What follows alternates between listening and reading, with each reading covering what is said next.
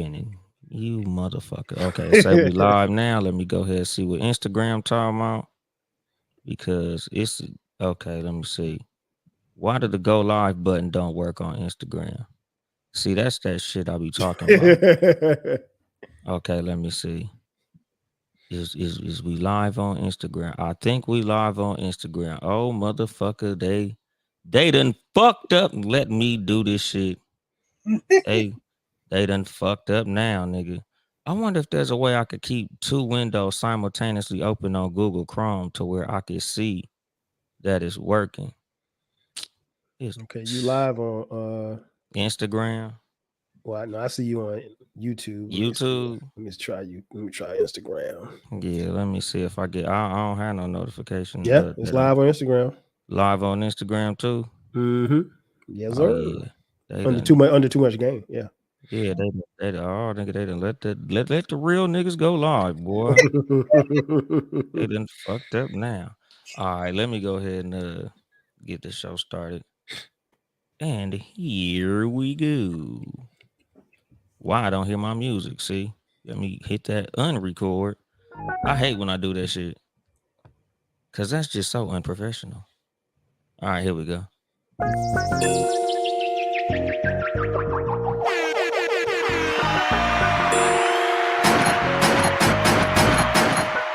Bullshitting and bullshitting. What was that? That was bass. Good evening, motherfuckers and motherfuckers. This is your host, Uncle Dolemite of the Too Much Game podcast, live from the sanctuary once again. I got my special guest back. You know, we're I don't know if we're gonna be finishing the series right now, but we might be, nigga. I literally don't know, nigga. Y'all niggas know how I go, nigga. We just be doing shit over here on Too Much Game. But we got Shan back. What's up? How you doing, Shan? I'm good. Y'all niggas go run back the episode for the full long intros, nigga. We ain't doing that again. Yes, she named all them motherfuckers. Y'all just gonna have to go run that up. 12 Cal, the billionaire. He's, you know, we What up, man? What's good? Man, you know, chilling and all that good old shit. Let me go ahead and fade my music out because I sure fucked it up the first try when I hit the record button. How y'all doing today? Good, man. Good to be back in the sanctuary, man. Man, thank you very much, man. You know, happy to have you. I tried to clean up, you know, to have y'all ready. What's going on? Maxed out for the bankroll up in this motherfucker. The ism in the building. I'm looking at the comments on my phone and shit. Since my main page is banned from going live, Mark Zuckerberg, I know you listening. Fuck you. You know, today's episode, you know, we are continuing the series, The Black Dollar. You know, what we just talking about black finance and all of that good old shit. You know, before we start recording, you know, we was talking about the importance of equity, home ownership, and things like that. You know, it's important for you to, you know, own your home. There's a whole lot of pluses and minuses, good things and bad things about home ownership. And I feel like 12 Cal is a whole lot more well versed in that than I am. So 12 Cal, what do you think are some of the advantages to home ownership? Well, I mean, you know, starting off, one of the biggest keys is it's yours. You know what I mean? It's a place that you can call home. It's a place, your refuge, if you will. You know, one of the great things about having your own spot is that it's your space. Like, and more often than not, nobody can do anything. You can have whomever you want, whenever you want. It's genuinely and truly yours. But as I mentioned on, you know, your previous episode, you know, a house is the most expensive thing that we'll ever purchase. You know, all of us can't afford mansions like Dolemite, but you know, Or Baylor. or Baylor, yeah, right, or Baylor. But yeah, it's the biggest asset, and a lot goes into it. And you know, in this episode, we're going to talk a little bit about some of the things that goes into that. And I think, you know, when you buy a house, you all of us want to have a house for 30 years and pay it off and the whole nine. But we were talking, you know, before we went on, like the way that we view home ownership probably isn't the same way our grandparents did, or our parents did. Because society changes, everything has changed. And now, even today, interest rates are high as all get out. I mean, like, it is really, really difficult for someone to purchase a house. And, even in underwriting, the guidelines in which you have to go through to purchase a house has changed a lot over the last 5 to 10 years. So it's not necessarily an easy process. I'll be honest, the home buying process is really the most difficult process that a lot of people will go through. And I'll be honest with y'all, it shouldn't have to be this difficult. It really shouldn't. Like, it is almost, I mean, it's worse than pulling teeth. But the flip side of it is, like I said, you get a place of your own, and all of us are parents. So, God willing, when we leave, we'll will it to our kids. And hopefully our kids don't sell it, for pennies on the dollar. Man. But it's definitely some benefits in the home ownership. Yeah. Because like my thing was, like I said, like the stability of owning a home, because it's like this has happened to me before growing up, where we was renting a home and the person that we was renting from sold it, and the people that they sold it to wanted to live in it. So we end up, losing the house because it was like, shit, we had a cool situation with who we was renting from, but the people who bought it was like, nigga, this is the house we want to live in. So we had to go. So it's like, you got your safety net. That's cool. When you got a cool little rate locked in with who you renting it from, but just your ability to stay where you at. Like, I still get my mail to the house that I own, because it's like, I know, like, worst case scenario, that's gonna be my address no matter what. Right. Like if my lease get broke where I live at, where I'm renting at, no matter where I move to, that house, nigga, that's always gonna be an address. So, I still get all my DMV shit sent to that motherfucker because of the stability of having something that, that I'm attached to, as opposed to renting where you can, break your lease for a couple $100, get in the fucking wind. Or, like I said, your landlord might do some goofy shit and put you on your ass. Right. What's going on, Auntie Mavis? I don't even call my auntie, but that's my auntie. It's important too, and I just thought about something you just said, and it's something Shan referred to before we got started. What's important too is that, particularly if you have siblings, if you have home, or if your parents own a home or your grandparents own a home, it's important that everybody's on the same page before that relative passes away. Because here's the thing, like, and I'll just use myself as an example. My mom owns a house in our hometown. That's the house that me and my brother grew up in, or one of the houses me and my brother grew up in. My brother's 3 years younger than me. So when my mom, God forbid, it's a long time from now, but when she leaves, we've had discussions. We already have ideas. Neither one of us live in our hometown. So, and I'm 4 hours away in Atlanta. He's in South Carolina, but it's 4 hours from me. So it's not a house I can maintain. I can't go home and cut the grass or anything like that. But we've had discussions as to what we would do with the house, whether or not we would keep it, whether or not we want to rent it out. It would be a place for us to go home to whenever we travel to South Carolina. But if you're not on the same page with your siblings, as far as what the plan is going to be when that relative transitions, because we all know when Black folk pass away, and Shan, from insurance, it becomes a snatch and grab. And someone mentioned, having a will. People have to think above that, having a trust. Yes. Because the will is not really as stable as a trust. A trust keeps a lot of people out your business, and it tells specifically who has what percentage of decision making in this property or this business or this land. And it gets really clear and dry, so you don't have this person don't want to talk to this person want this, and the death of somebody else. And you don't have to have a GoFundMe. You don't have to have the bank. Because a lot of older people have a lot of pride where they don't ask for help, and you don't want that person that you thought had their ducks in a row to die, and then you realize the bank is taking the house because they've been behind on the mortgage for the last 7 months. And that happens. And so it's a conversation that people have to become comfortable in having. Like, don't wait until your parents get out of their mind in old age to have a conversation about, did you have life insurance? Do you have this? Where's the deed of the house? What do I do with the cars? Are they all paid off? What about what type of insurance you have in place? Like, that conversation has to be introduced to be a regular discussion among the people you deem important to know this information, and don't leave it to one person to know. Facts. Yeah, because a lot of black people don't like to talk about death. Like, you know, a lot of times, literally until it's too late. Like, y'all don't want to have these conversations, and then, you know, God forbid something happen, and it's like, well, damn, did Daddy own this shit? You know, whose name is this in? I What's heard gonna happen? Like, you know, some people, you might not have the same last name as one of your parents or some shit like that. Like, Mm-hmm. and they will literally come get that motherfucking house if they want it bad enough. Like, that's a conversation I have with my uncles a lot about my grandmother's house. Mhm. I'd be like, man, I really hope y'all niggas got y'all paperwork in order. Cause they like, oh man, don't nobody want this house. I'm like, nigga, do y'all know this motherfucker worth damn near $1 million? Right. Oh, they want Yes. this motherfucking house. They might not be watching it right now because they Mm-hmm. ain't tripping.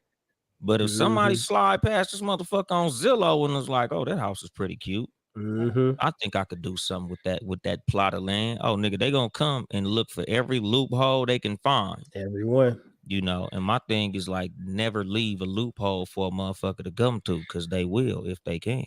Mm-hmm. And you also have to guard against development. We see that a lot in the cities that we live in. You know, they're building. You know, the Johnson Hospital is building a wing of buildings or extensions to the hospital.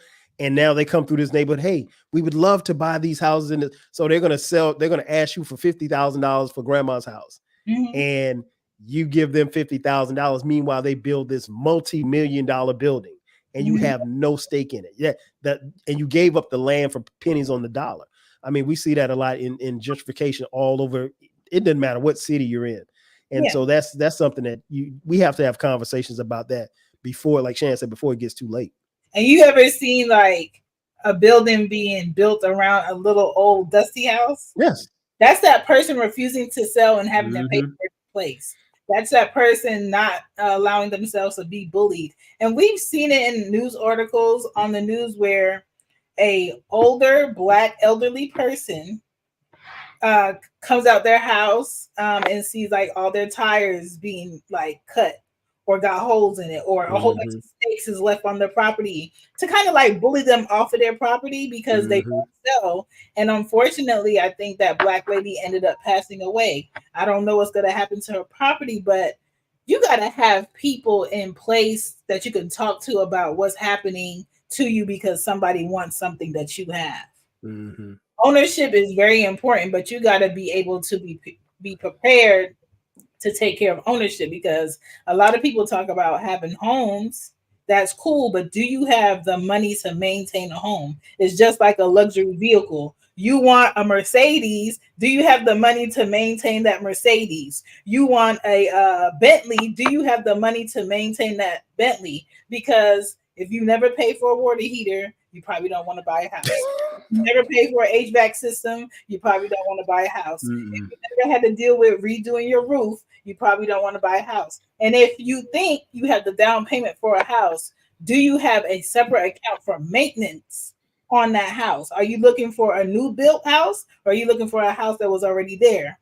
With the house that's already there, be prepared to put work in on it. You have to. The things that, and that's why I chuckle, because everything that you just mentioned, we bought this house in 2001, Mhm. and everything that you mentioned, we've done. I've done 2 hot water heaters, air upstairs and downstairs, Mhm. and a roof in that time frame. And And money. yeah, and trust me, when that stuff goes out, Yeah. it's never the right time. Never. And and the last thing, right, the last thing you want to have is your AC to go out in June in Georgia. And here's the thing: when the AC people come, when the HVAC people come, then they tell you it's $3,500. You probably ain't got $3,500 laying around. But you Man, know what? You don't have a choice, because guess what? You can't survive this summer in it without AC. that happened to me 2 years ago in this house.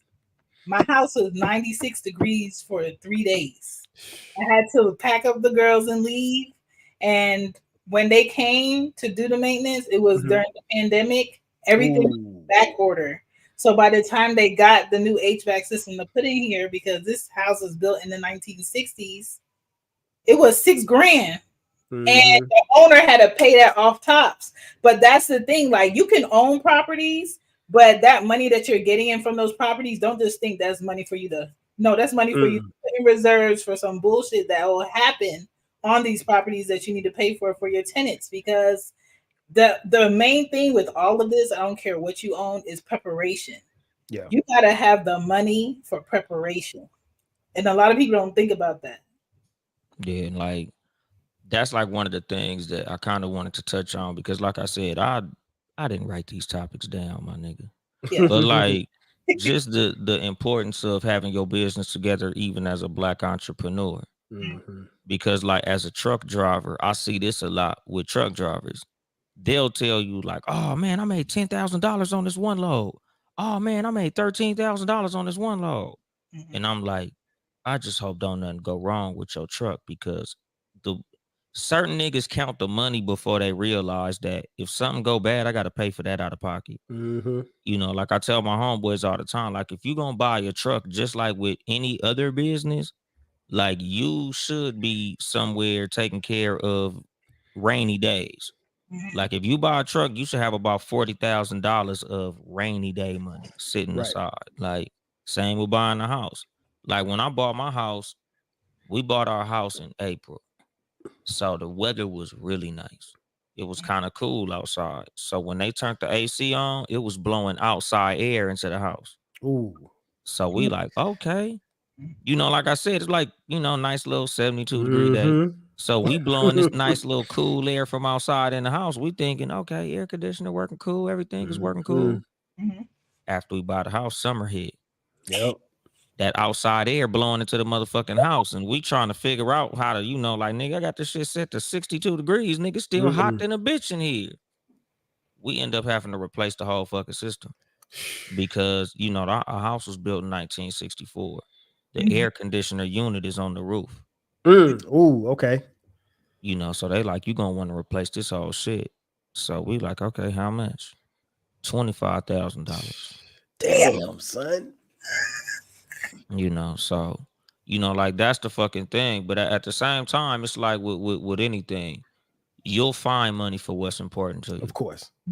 Like, you know, if home ownership is as important as it should be to you, you'll find that money. Like you'll gain access to that money. Like that's why, you know, like I would tell motherfuckers, like, dog, you should be trying to have a 401k. You should try to have a Roth IRA. Like there's certain accounts that I feel like you should have access to. Like I said, like I wish Mr. Brown was here right now.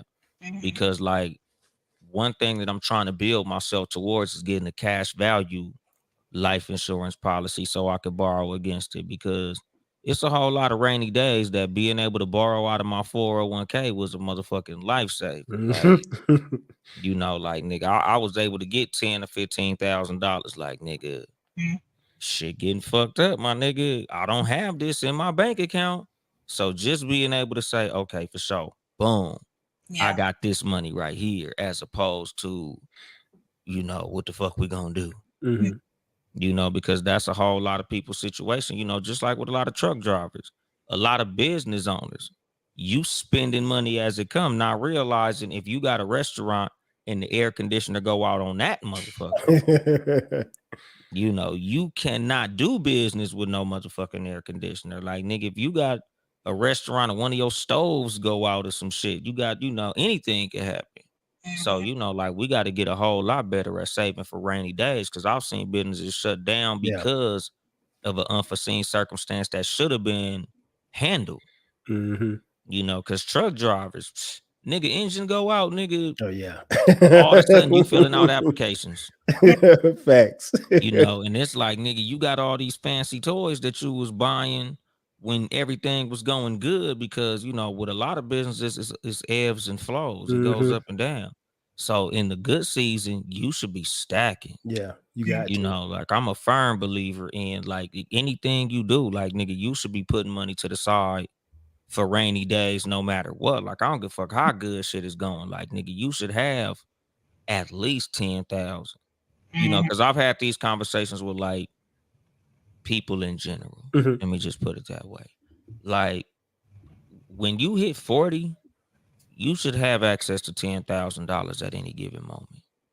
Like, period. Because you can have a $10,000 problem Easily. like this. Like, nigga, especially as a homeowner. As a homeowner, it should be more like $15,000, $20,000. Like, no matter how you have access to that money, you should. Because if your ass need a roof, Yeah. you know, if a pipe busts under your motherfucking house, like, you know, that is the scary thing of home ownership. Like, nigga, Yeah, it's these on you. problems happen. It's on, yeah, it's on you, and it's on you to fix it. Yeah, just in general, like wherever you are in life, even if you're not homeowning, if something happens today, do you have 6 months of what you need on a monthly basis sitting somewhere? Right. And if you're not at 6 months, do you have 3 months of being able to pay for what your family needs to get back right? Because even looking at the job thing, because that has been a conversation for the last 7 months, how long it's taking people to change jobs and get back right is a lot of a longer situation than it used to be. You probably lose your job this week. You probably have a new job by next month. It's not like that now. People are going 4 months without having a job. Unemployment is not going to cover a mortgage. I'm going to tell you that right now. It's not. And a lot of people bragging about being single and having their own home and having this. Being single and being unemployed and having to take care of all that stuff is not a brag when you're not prepared. And so people have to think about that. Yeah, and I really don't know that there's much that can prepare you for it. You just have to get yourself ready for it, because you know, like Dolemite said, there's always ebbs and flows. Yeah. In this economy, in the previous economies that we've gone through, nothing's been easy.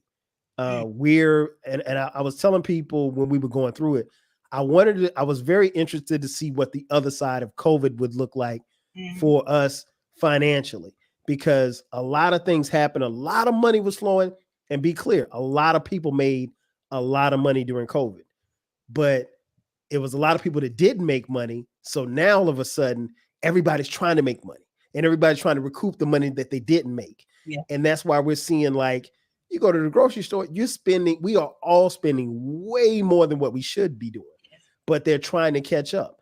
I was telling Dolemite, you know, I'm coming out there to LA in a couple of months, and even the plane ticket, like, is the airlines are everybody's flying everywhere, but they are killing us with these prices. And you know why? Because they can. And they know that, okay, we didn't make any money for 2 to 3 years.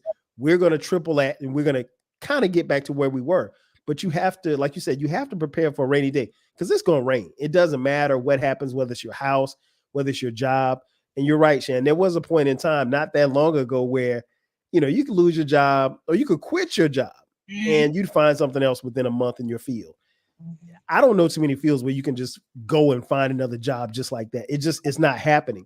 And here's the thing. If you look at the reports, the job report saying, hey, there are 336,000 jobs being created this month.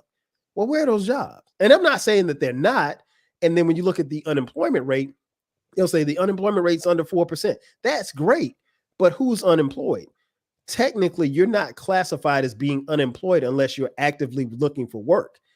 We know people, I'm sure we all know people who ain't working and they ain't looking for work. So technically, by the government standards, they're not unemployed. But that's the other thing that bothers me with that is they talk about how many jobs they're creating, right? Cool, great, love it. How many jobs are you creating that is paying people enough to sustain the time they're giving you to pay for what they need to pay for? A lot of the jobs that they created are basically slavery. You want me to come do 9 hours for you for $12 an hour, and I can't even pay half my bills in here. So I'm already still in the hole. What you do all week? I was at work doing double shifts. Can you pay this in full? No, I can't. Can I make a partial payment? People smartened up in that pandemic.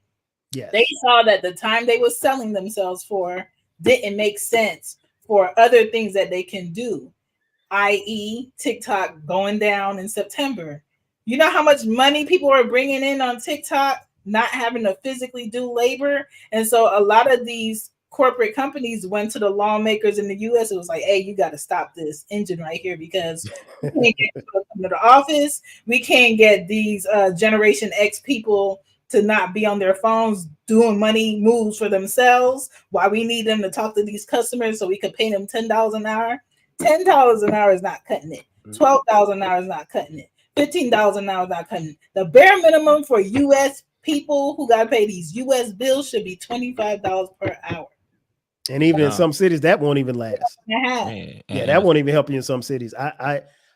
It's funny because you make a great point. I remember reading an article and it said basically the American worker smartened up during COVID. Yes. They realized that, they were vastly underpaid, vastly overworked. And then you had a segment of people who were just like, wait a minute, why should I go to this job? I got unemployment coming in. I got the stimulus they hit me off with, and I got a little hustle over here. Maybe I got a PPP loan that they don't know anything about. So, it was people, I know people who were sitting on, some fairly decent money, at least for the time being. Now they eventually went back to work. But I think overall, most industries realize like, we can't keep paying these people this stuff. We can't keep paying them pennies. And, when the demand goes down or when the demand increases, you got to step up as a company and say, okay, well, hey, what are we going to pay these people?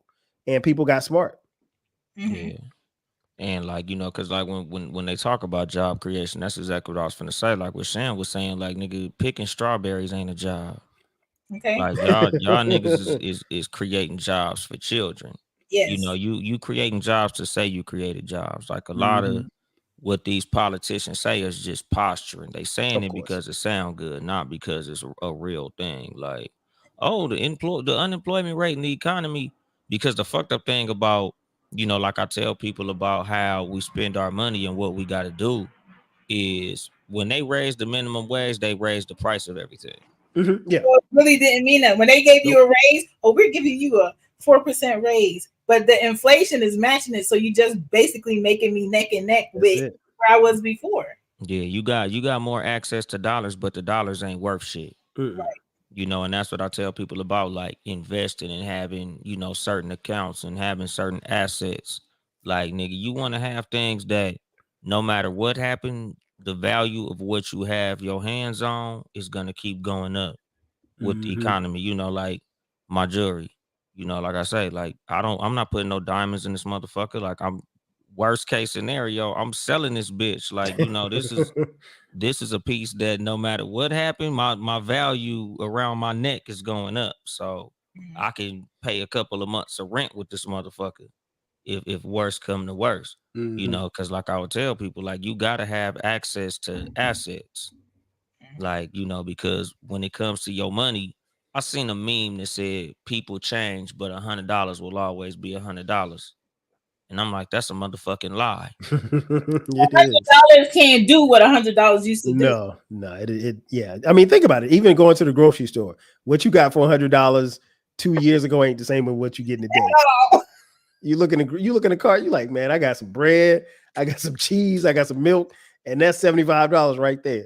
So it's always interesting, and I think it's really, like you said, it's about saving, it's about planning. Yes. And you also have to kind of just understand that as things go high, things will go low. Yeah. So the prices we're paying now, we're not going to always pay. And the job situation isn't always going to be the way that it is. But in the meantime, most of us our dollars are being stretched thin. So we have to cut corners, any way that we can. But even in cutting corners, you still should, particularly if you have children, I think you should be planning and then showing them how to plan for their future as far as financially is concerned. I know you guys have younger kids, talk to your kids about, do you want to go to college? See, like for some of us in the generation, it wasn't an option. We were told, hey, you going to school. It was just about where you wanted to go to school. And, like you mentioned, like TikTok, Instagram, Facebook, YouTube, there are different ways to pave out careers for yourself without, necessarily going to college. I mean, if you want, you could do OnlyFans. You could do OnlyFans. The crazy thing is, if you was to interview kids nowadays, 90% of them, if you ask them what they want to do, they're gonna say a YouTuber. Yeah. Yeah. Yeah. Like when we was little, it was like, oh, I want to be a cop, I want to be a firefighter, I want to be a businessman, I want Doctor, to be lawyer. yeah. Now I want to be a TikToker. Yeah. You know, I want to be a YouTuber. Like I want to, you Mhm. know, I want to have a page doing this. I want to be a streamer. I want to be like Kai Cenat. Like Mhm. they don't give a fuck about these like regular jobs no more. Like these little niggas want to create content. Like there's people who, you know, like with the NIL deals and Mhm. sports, like nigga, there's niggas turning down NFL contracts to be rappers and shit. Yeah. Like, Mhm. you know, it's a different world we living in where a lot of the things that we used to think was like the shit. Like when I was little, I wanted to be a mailman. You know, like Oh man, our that's funny. mailman had a lowrider. So it was like, shit, nigga, that's how you get a lowrider, nigga. I want to do that. Like, you know, my dad Wow. was a school bus driver. Like, oh shit, nigga, he got a Mhm. lowrider. I want to be a fucking school bus driver. Like, you know, we didn't have these things that, you know, now these kids are seeing Kai Cenat as a multi-millionaire. Like, this little nigga sitting in his little room with his little camera set up, and he's sitting here with Kevin Hart and Mhm. Tom Brady and all these big celebrities, and he making millions of dollars just sitting there talking shit But you in know his what? house. Even for somebody like that, my question is always for how long? Because here's the thing: Kai Cenat or influencer like that, they have a very small. It's almost kind of like sports. You got a really small window. So at some point, Kai Cenat won't be the hot kid or the hot guy on TikTok. He'll be 35. Now he's the old head on TikTok, and Yeah. people ain't gonna want to hear or see what he got to say. Now the millions That's aren't there. where what are you investing in while you're doing this Right. happens. Even basketball players, what are you investing in while you dribbling this ball? Mhm.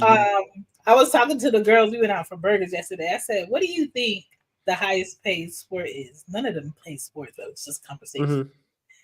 One of them said football. I said no, and then another one said basketball. I said no. I said it's baseball. They do Mhm. this many games per year. They bring in this many in contracts. And as far as the wear and tear on their body is not as horrible as those other sports. And their options to invest if they get in there early is pretty good. And so we have conversations like that. I'm not talking to you about what color you like. Right. We had the conversation about college. That was when Anya was like 6. And so being very honest with the generation that's going to come up behind us and including them into our business plans Yes. is the education of it all. Like, what can I have my child do under my business to cut back on the money I'm spending outside of my household? And everything that we're talking about right now is really preparation. How Yeah, are Mhm. you and prepared? one of the things, like if you want your child to be an athlete, y'all know what sport got the most unclaimed scholarships? Which Right. one? Golf. Yes. Hmm. Hands down. Golf has the most unclaimed scholarships. Golf is a sport you can play well into your late 70s if you want to. As long as you can stand up straight, your ass can play golf. Like, Mhm. you know, golf is expensive, don't get me It wrong, is. but it ain't so expensive that it's inaccessible. Because, you know, like a crazy thing, and you know, like I talk about as far as the system and how broken the system is, Hmm. like baseball is getting expensive as a motherfucker. Where, you know, Mhm. back in the day, you saw black kids playing baseball all the goddamn time. Now, nigga, these little niggas can't even afford baseball. On top of it, not looking cool, so niggas don't want to play that shit. But like, just on some real shit, like, you know, they pricing kids out of some of these sports, like even basketball. Mhm. Remember, all the hood kids used to be the best basketball players. Now, a lot of these little niggas getting trainers. You know, a lot of the kids you seeing getting drafted now, they father was in the NBA or Mhm. something like that. Like, nigga, sports is not what it used to be for your kids. Like, you know, a lot of these motherfuckers spending all this money thinking, oh, if I put him in AAU and all this, he gonna eventually buy me a house. No. A lot of the best players nowadays, they mama got a house already. Mhm. They daddy bought their mama a house. Matter of fact, these little niggas grew up in a mansion Yeah. already. Yeah. You know, when you look at a lot of the top players right now, and a lot of, you know, especially basketball, they daddy was in the NBA already. Mm-hmm. Or they daddy was in the NFL, or they mama was like a Olympic sprinter or some shit Right. like that. Mhm. Like Steph Curry, daddy was Dale Curry. Mm-hmm. So like you not finna, shoot your way out the hood with no basketball no more. Like Nah. nigga, you And really you need know, to be. not to cut you off, I think that's the thing. Parents have to be realistic with their kids, particularly when it comes to sports. Mhm. Because I used to coach my son when he was 10, and I remember hearing other parents, oh yeah, well when he goes to the University of Georgia and then he goes to the NFL, I was like, and I'm thinking to myself, that's a lot of shit to put on a 10-year-old. Okay. And do you know how much it would take for him to get one from 10 years old to the University of Georgia on a football scholarship? I Yeah. mean, like you're talking about the best of the best going to that school. And the reality is we should probably be more honest with our kids as far as how talented they are or they aren't. And the reality is there are plenty of jobs in sports, if they want to be in sports, that don't necessarily have to deal with, like you said, Shan, the wear and tear on your body. You can go be an agent. Guess what? If Them you're motherfuckers making more than most of the yeah, players. I mean you getting 4% off of that $400 million deal that your client just signed. And you didn't have to lift a finger. You didn't have to lift a weight. You didn't have to go to train or anything. And or you could go work for a team and be an analyst. The most teams are really heavily into analytics. That is one of the hottest jobs that you can get in sports right now. And so those are just things like getting your kids and also you as a parent thinking outside the box, because everybody's not going to go be LeBron. Everybody's not going to be Kobe. Everybody's not going to be Jordan. But if you put those seeds in your child's mind early that, yeah, the sky really is the limit for kids, but you also have to give them a blueprint that you want them to follow too. And whatever trail you blaze, you want them to either follow that trail or blaze one themselves. Yeah, because a lot of people like kind of got mad at me when I told them like I'm not putting Deuce in sports. Like when Deuce was real little, he played sports. Like he played t-ball, he played basketball, he played flag football. He played all the sports. But like I told him, like this little nigga not no athlete. And they like, oh well, if you work with him and you do no nigga. Like the thing about athletics that a lot of motherfuckers don't understand is when these little niggas is like too. Like, when your kids start walking, whether or not they got it, my nigga. Like, there's little niggas 2 years old could shoot a basketball into a hoop and make 5 out of fucking 7 of the motherfuckers. You like, yeah, this little nigga, basketball is the way. Like, when I took Deuce to his first basketball practice, like, you could see the separation. You got the little nigga already dribbling behind his back. This little nigga 4 years old. This nigga doing turnaround jumpers. Like, that little nigga going to the league. My son is just trying to run straight without tripping and falling. Like, little nigga ain't got it. It is what it is. Like, shit. Like I tell people, like, you got to find the talents that your kids have and try to aim them toward what that is. Like, some of y'all kids don't even fucking want to play sports. They just playing that shit because you forcing them to. Facts. Like, nigga, some of these little niggas is like, nigga, I ain't never liked football. I just was big, so my mom made me play. Like, I just had to. What your parents didn't get to do, they put on your kids, and that's toxic. That's a pressure that don't need to be there. And my thing is, we have to parent in the mindset of what's happening to jobs now for us. Whatever they can make a robot do is annihilating that job. Facts. So are you teaching your kids, okay, what job should I talk to you about? That's a priority. What job industry behind the scenes makes more money than who you see on TV, who you see on this computer? Are you good with numbers? Do you like animals? Okay, what job can you do that contributes to that? Because this robotic technology thing is clearing out jobs that elderly people are going to be able to do. Your kids will not be cashiers by the time they not at all. We see what Walmart is doing. We already see what a lot of grocery stores are doing is becoming very much self-serve. So we got to think industry-wise. Okay, does my child even have the personality to be an entrepreneur? Because entrepreneurship is a YouTuber. Entrepreneurship is podcasting. Do you have to tell your child continuously what time they got to be somewhere? Do you have to have somebody as an adult tell you what time you need to be at a job, or do you naturally get up and prepare for these things? So just like Dolemite was saying, is you got to pay attention to your kids, and a lot of people lack that because they don't spend quality time with their kids. They just in the house. That Yeah, man, cause you like never well, mind.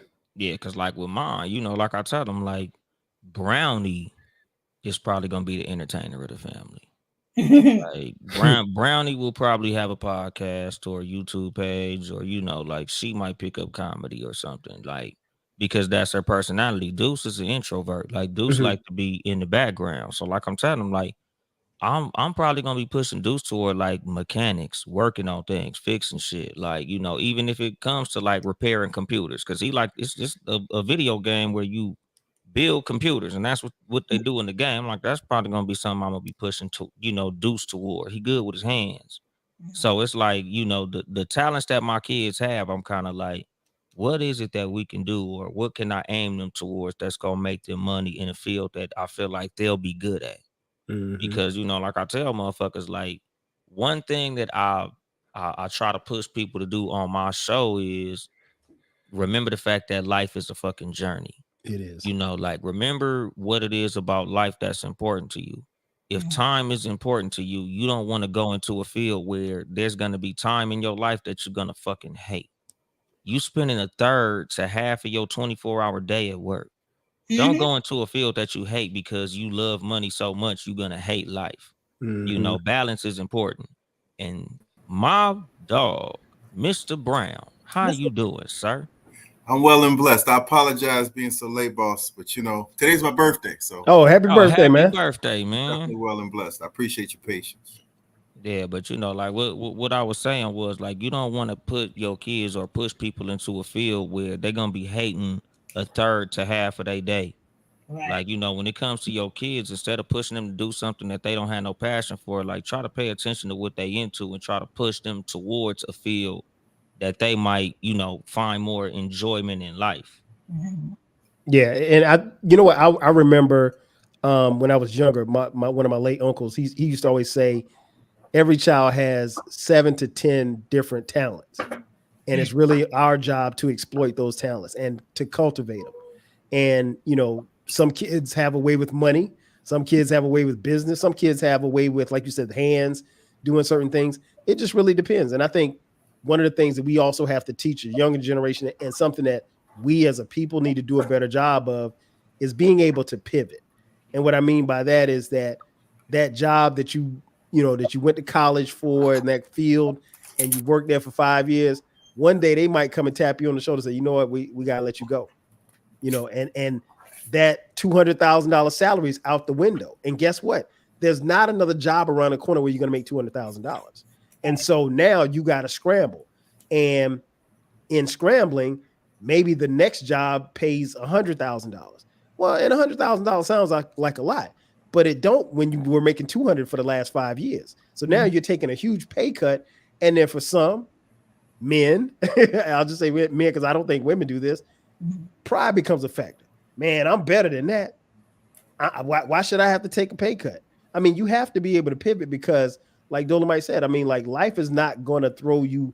Life is going to throw you curveballs. And I think one of the worst things that we can do is allow people to, when that curveball comes, for them to fall on the ground and kick and get mad. Guess what? The world keeps spinning. Mhm. The world's going to keep spinning. So when bad things happen, and I do this with my kids all the time. They'll be like, Dad, this such and such and such. And then they'll say, it's not fair. And my response is always, life ain't fair. Mhm. What you gonna do about it? That's always my response. What are you gonna do about it? Because in that instance, you're looking for maybe sympathy, maybe empathy. And I'm not trying to be cold, but the world is cold. And I remind my children all the time, outside of these four walls, nobody cares. Nobody cares. Nobody cares because you had a bad day. Nobody cares because your tire got flat. There's going to be a whole bunch of cars that ride right past you. That's not going to help. Nobody cares because you lost your job. Guess what? Bills are going to be due. So you have to be able to pivot. And maybe the one thing that you've been doing all your life or half your life doesn't work. And you got to be able to figure out and find the next thing, because if not, you're going to be left standing there and nobody's going to care. Yeah. And that's, like I said, that's why I was glad to have Mr. Brown, because like you gotta have something sitting aside for when shit go wrong. Like shit goes left all the time. We had Mr. Brown last time on here talking about like having a cash value life policy. Because like I was talking about like how my 401k done saved me a few times. Like just being able to borrow some money that you have access to. Like, as black people, there's shit that, we find money for when we want to. Concert tickets, shoes, designer bullshit. But it's like you think your life insurance is too expensive. But you paying for Netflix, Hulu. Nigga, you got motherfucking league pass on whatever your fucking favorite sport is. But your ass ain't got no motherfucking life insurance. But what you was gonna say, Mr. Brown?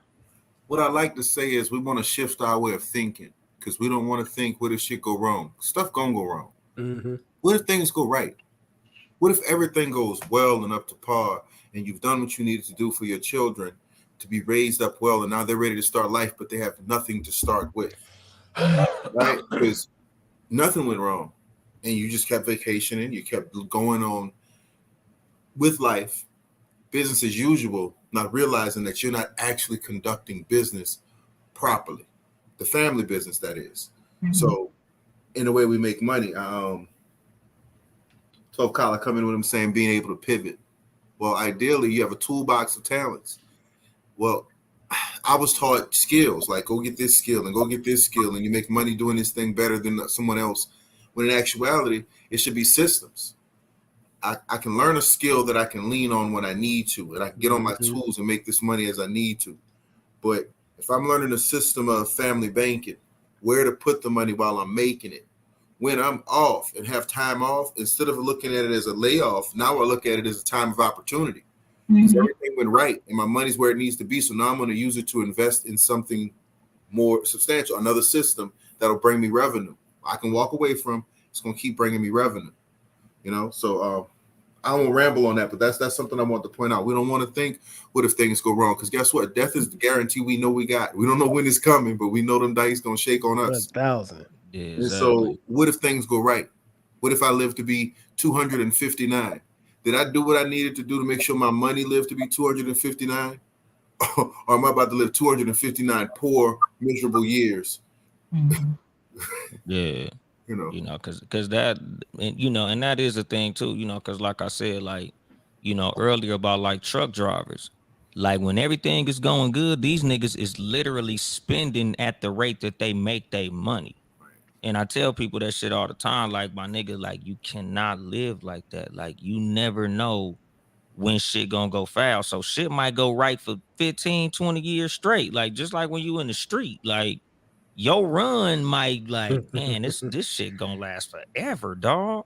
And it's like, yeah, nigga, you was selling dope for 15 long years. And then, nigga, when you finally crapped out, these niggas having a fish fry for a motherfucker who walked around with $50,000 wrapped around their neck and $2,000-$3,000 outfits, riding around in Mercedes and BMWs and shit. Because when the shit falls, like, what did you do to take care of yourself in the event that real life actually happened to your ass?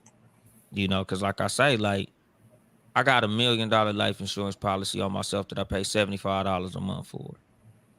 So like when that shit eventually happens, my family gonna be straight. Like I made sure, like I said, like I'm saving to be able to get into a situation where I can say, all right, well, I got this cash value life policy, because like I said, like if you can borrow against an account that you already have access to, you should be able to set yourself up to be able to not work as hard as you've been working.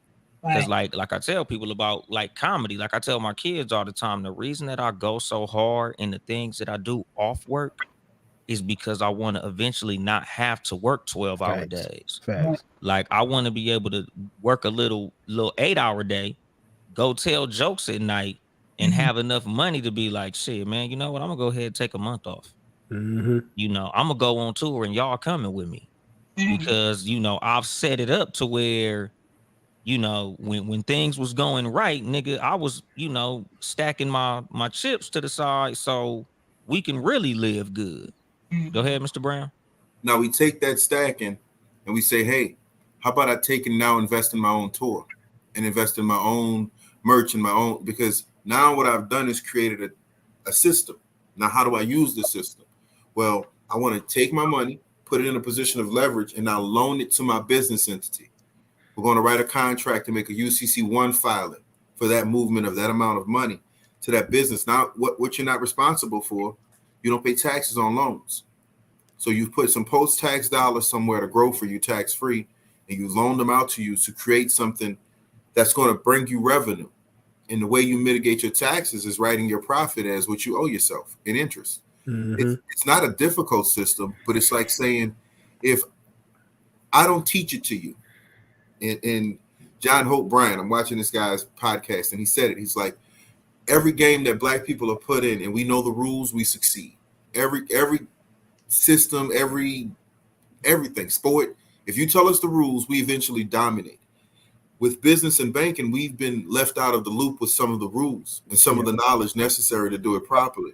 So if I never teach you about working and leveraging your money, you never consider it. You wondering why the Indians across the street are doing so well. Right. Because they never thought that it had to be taught, because they learned it inherently because their family does it in practice. Mm-hmm. You know? Yeah, So we say that a lot about Armenians out here. Mm-hmm. Like the Armenians out here, like you see them riding around in Benzes and BMWs, and it's like, what does this motherfucker do? Have you ever seen groups of them in Walmart or in Target? Mm-hmm. If that's the only time you'll see them is in groups. They're never there in those places as individuals, because outside of going as a group, they only shop within each other, right? So their own schools, their own banks, and all this, but they're not making posts about it. They're not going public on or having to go live on Facebook to get support for it, because their community is built to support anything that supports the community. Mm-hmm. We're just responsible for building a community we didn't destroy, basically, you know? Right. And even in saying that, it's tough, because we're in a place now as Black folk where that community is fractured. Meaning like the four of us, our generation didn't fracture it. It's been fractured for a while, and it appears it's going to be fractured for even further. But I think what's important is that we try to figure out ways to kind of get it back together. And that's difficult. It's easier said than done, because and I think we talked, Dolemite, I think you and I talked about it, when you talk about integration and how, we see, and even in something as simple as home ownership, you saw the white flight out of the cities all across the country, and then, out to the suburbs. And then once we got to a point, post 70s era where we could, afford those houses in the suburbs, we started moving out there. Now, you have gentrification. They're moving back into the cities to take over these places, and they're building, buildings and multi-million-dollar, industries and stuff like that. I think it's important that, to your point, that we express this stuff to not only our children, but to each other, so that we can understand. And the key word you used that I like is system. We're dealing with systems, and the system that is surrounding us, whether it be the political system, financial system, or what have you. And like Dolemite said earlier, those systems aren't broken. They were specifically set up to run the way that they run. So and I'm not going to get too deep into politics, but even the political system, it is set up to be built the way that it is. And just imagine it being, I like to use it as like, if I'll as an example, I'll say like an engine. An engine runs a certain way, right? And you turn the car on, the engine just runs. And you can actually watch an engine run. But if you take a rock, a big brick, and you throw it in the middle of that engine, it destroys the entire engine. We have to get to a point where we can put a brick into an engine, because that's the only way that you break that system. But the systems that we deal with are set up to be the way that they are. And whether it be housing, like you said, banking, financial, whatever the case may be. But our system, as far as our community, our sense of community, we have to figure out ways to get back to that, because that way our money can flow and stay within our community. I don't have to go that far in my neighborhood to find a liquor store, a chicken spot, or a church. And here's the thing. There aren't like high-end restaurants in my neighborhood. When I want to go to a high-end restaurant to take my wife out, it's not in my neighborhood. And that's the problem. And like one of the the ideas that I was having, like I would tell my homeboys who cook and shit like that, is you gotta go by how we see them do. We gotta use a lot of their moves. Mm-hmm. Because I'm like, white people love soul food too. Why y'all niggas ain't in Westwood trying to open up soul food restaurants in these rich white neighborhoods? They would look at that shit like fine cuisine. Like Indians open up restaurants all over the place because people like Indian food. Mexicans will open up a motherfucking Mexican restaurant anywhere. Niggas is the only motherfuckers that only want to put a soul food restaurant in black neighborhoods. Like, Or we see the crossover where other ethnicities that don't naturally make that food bring that food in that restaurant to our neighborhoods because they know you're going to eat it. I don't eat it, but you're going to eat it. I'm always going to make a profit. yeah, I'm like, nigga, I would have a rib shack in the middle of Beverly Hills. Well, that's what we're working on currently. Like even where I live at, the decision on buying my home where I live at now was because the area is number 7 in the country for growth. So I'll give you pushback, 12 Kyle. I tell you this: we don't throw a brick in the engine. We learn how to build the engine. We learn. I literally infiltrate the system the way I have, for the fact knowing that the only way you get this knowledge is if your family has it, or if you're hired into it. Yeah, my family doesn't have it. So I had to test and get hired into having access of knowing how to set up systems of leverage for business owners and families alike. And when they're talking about funding a trust, what they really mean, when they're talking 0% interest, what they really mean, and how to use it. So I'm still fledgling in my learning because it takes a lifetime to really grasp what's been done to us and to counter it. You said it right. Like, use the tools that they've used to hurt us, to help us. Use the tools that they use to put us down, to build us up. We don't have to. I don't live in a technically black community, but we have a good bit of black folks live in my community. And then the next door neighbor and next door neighbor, the one thing we don't have is businesses we can spend money with within 30 minutes of us, 45 minutes of us. We don't have enough black business owners willing to treat the business like life, saying, hey, it's not making money, so let me adjust my way of doing business and stay in it. We tend to tap out. The money's slow and low. We go find something else to go do. And we missed the lesson that we were supposed to learn while the money was slow and low. We missed the lesson we were supposed to be able to pass to our children. So it's good to pivot in ways. But ultimately, when you're building a business, you're looking at it like, okay, there's levels to what I need to know to make this business successful. I can learn it myself. I can partner with someone who already knows it. Ideally, partnering with someone is going to be the faster way to get things done. So a lot of what we talk about is in what you said, building a community. And if that community is around the whole world and I connect with them digitally, then that's what it is. But if it's the people just in my neighborhood where I'm going to help them do stuff for a discount, and I sit down and give them a little free retirement consultation, and they might take the tips, they may not, but it's not stopping my businesses from flourishing. So I'm not mad because they're not doing business with me, because I never depended on the black dollar to make money.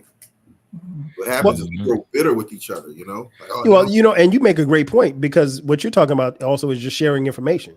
And we talked, the four of us have talked about it ad nauseum, because here's the thing. If you share information with Shan, that's not going to stop you from making money.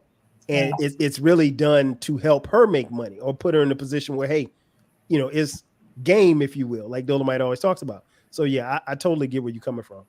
Yeah, especially because, like, to the point that he had made, like, when I had my clothing line, like, I would tell people, like, I didn't start 7 Saturdays clothing for black people. I started 7 Saturdays clothing because I wanted everybody bread. Like, nigga, I'm not making this motherfucker red, black, and green. This ain't like the Black Power clothing line. You want to run to Publix and go get because you gotta hit that mute button, 12 Cal. My bad. But like I said, like it's like I thought I had on mute. Yeah, but it's like when it comes to like black business, like we can't be afraid to say, like, nigga, I want everybody money. I'ma spend and help mine, but I want y'all shit too. Like, nigga, customers, I want everybody. Yeah, you can't only get rich in your backyard. You think about it, what's bigger, 13% or 87%? Exactly. They trick you, though. They trick you. You want to label it a black business, like you said, they put it in their neighborhoods. We don't go get the free help and take the classes that are offered. There's a lot of resources out there for business owners. It don't matter if you're black, white, orange, purple, green. Now, they may not be readily accessible for just you walked outside your door and they were there, but they exist. And if you want it, you go get it. Because a lot of this stuff is for takers. Like, this world is for takers. Now, that don't mean nothing bad. Are you taking advantage of the opportunities available to you? Are you taking and doing the best thing with your time? Like, it's not a difficult concept, but it's a group of consumers that has been built, and most of it is the Black community. And we fund the whole country with what we pay in taxes and what we spend on day-to-day living, eating and clothing and different luxury items, right? We really fund the whole country. And so to know that is to say, well, damn, why don't we own any of the hospitals or, Right. or the school systems? And if we do own schools, it's like one-off. This one person owns a school in this one place where these special kids go. It's not a chain of schools that's pushing a common Montessori. I like the Montessori mission, but we're building that.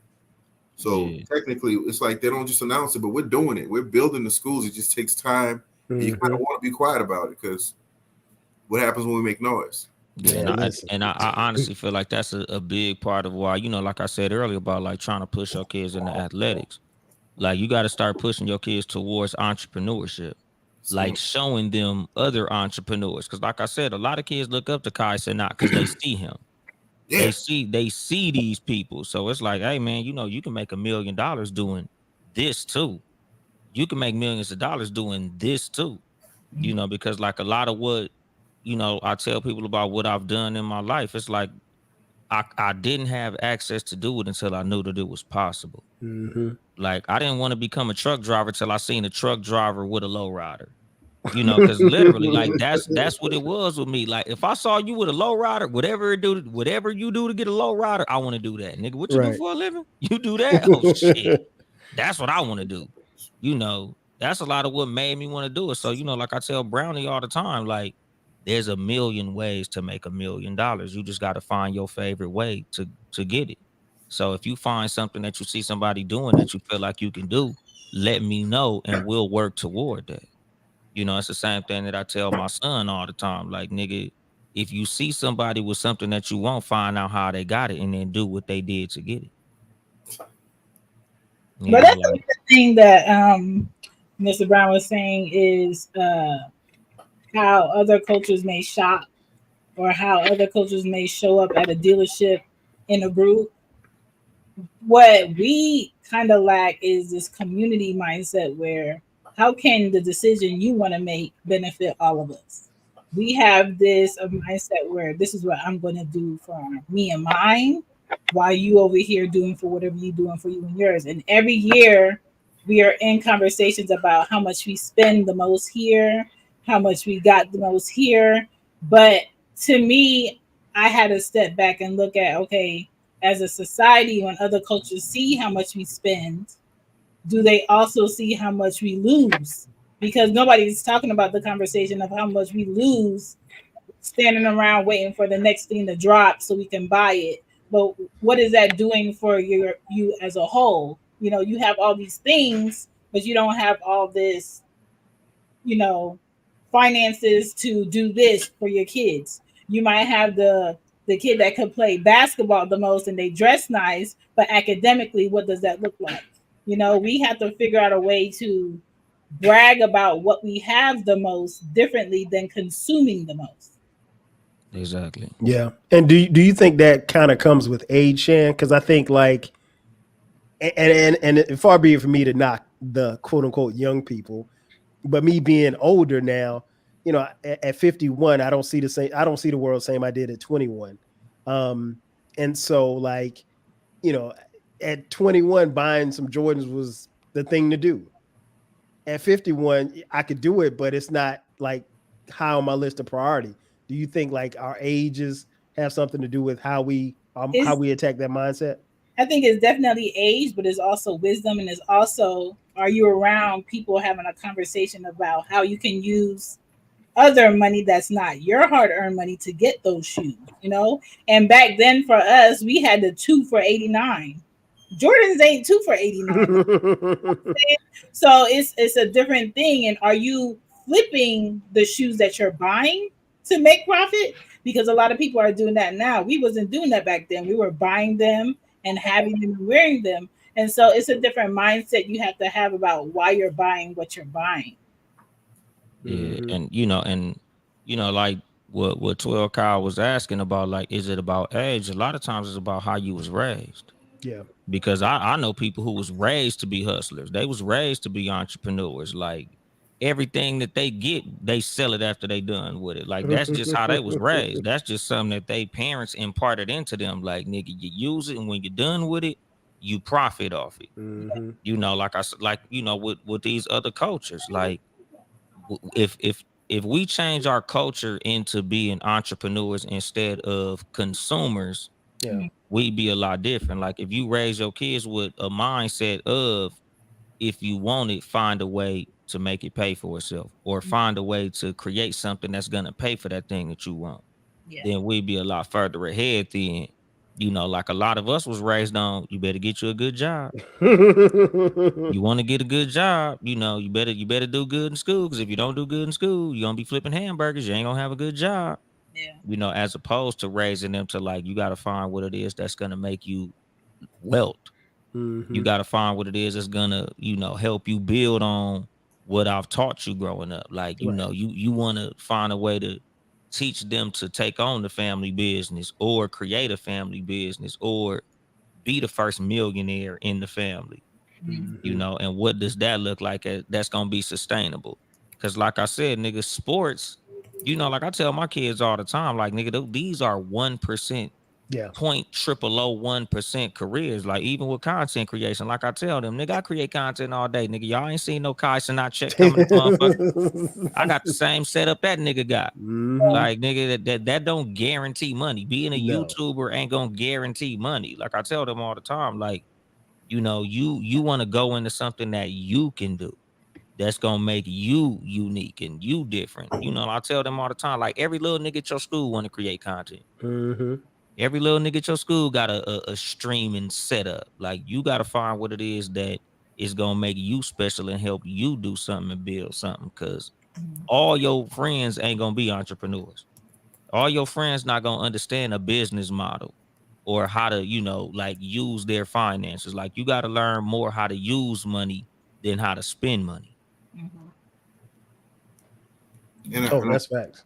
I believe that's obviously intentional, because if I keep you too busy to have time to teach your own child, then ideally, when I teach them, I'm able to teach them what I want them to know and exclude what I don't want them to know. So that's what we've been experiencing. If you don't know you were under attack, if you didn't know you were being dealt with in a way that is submissive and being taught a way that's submissive, you just go along with it because everybody's doing it. Right. So we're not talking about unintentional absence of knowledge. We're not talking about our daddies and uncles just decided to become criminals or just decided to be law-breaking citizens.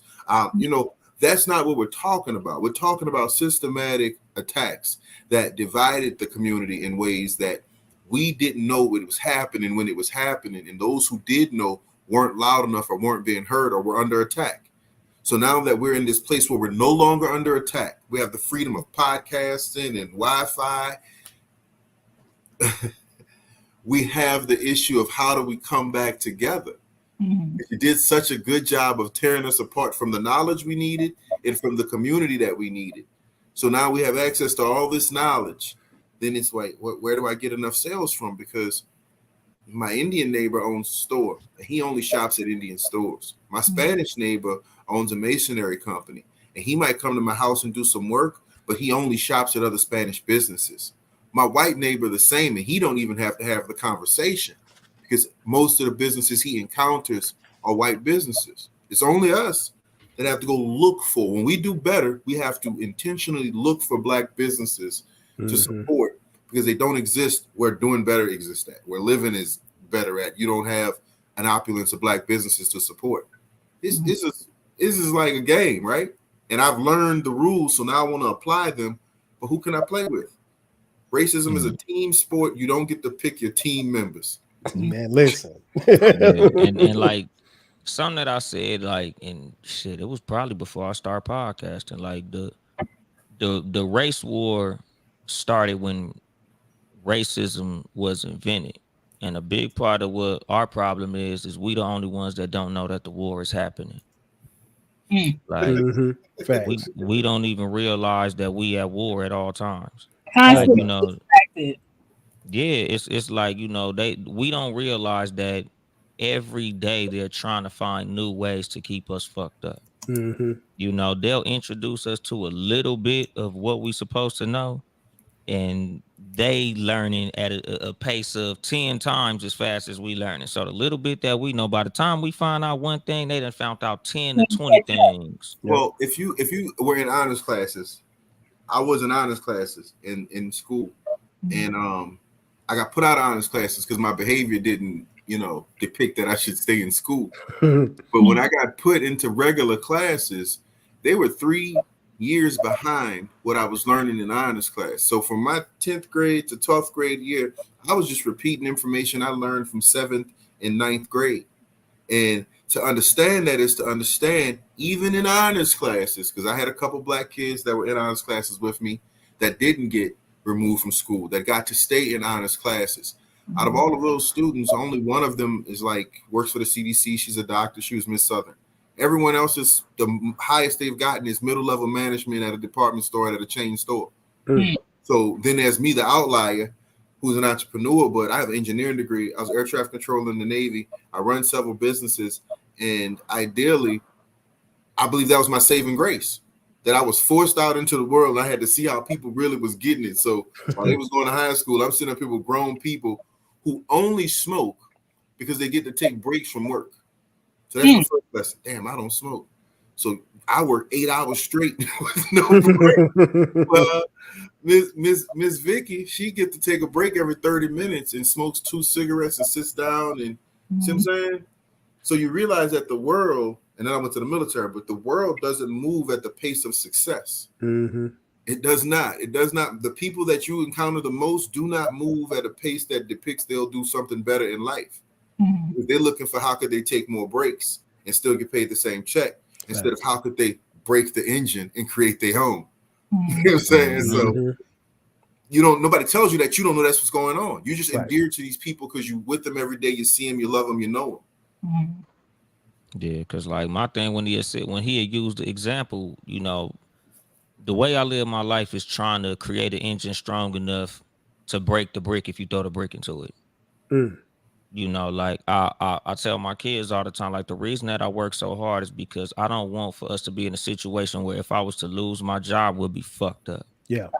Like I'm always trying to learn new skills and do new things. Like, you know, like I tell them, like y'all little niggas in y'all little short life, y'all done see me podcast, y'all done see me do graphic design, y'all done see me start comedy, y'all done see me create a clothing line, open up a barbershop, and all type of shit. Cause I'm like, nigga, I fear not being able to feed these niggas. Same.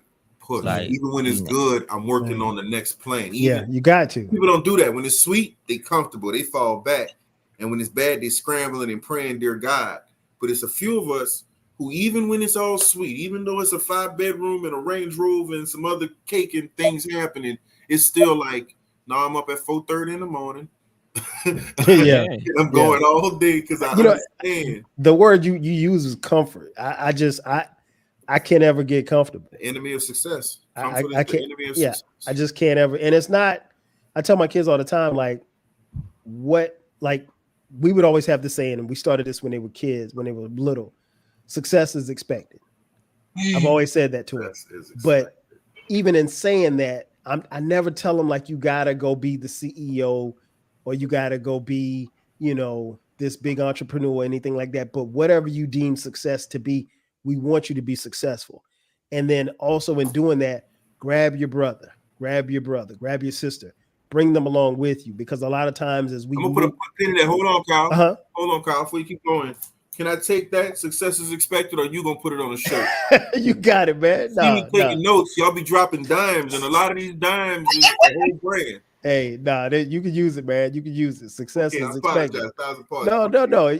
It's all good. And I mean, like, but the thing is, I don't want them to be, and I know all of us being parents, we don't want our children to be defined by society or feel like they have to live up to society's standards. Because if you follow the trends, you'll be in a world of trouble because trends are always changing. That's what a trend is.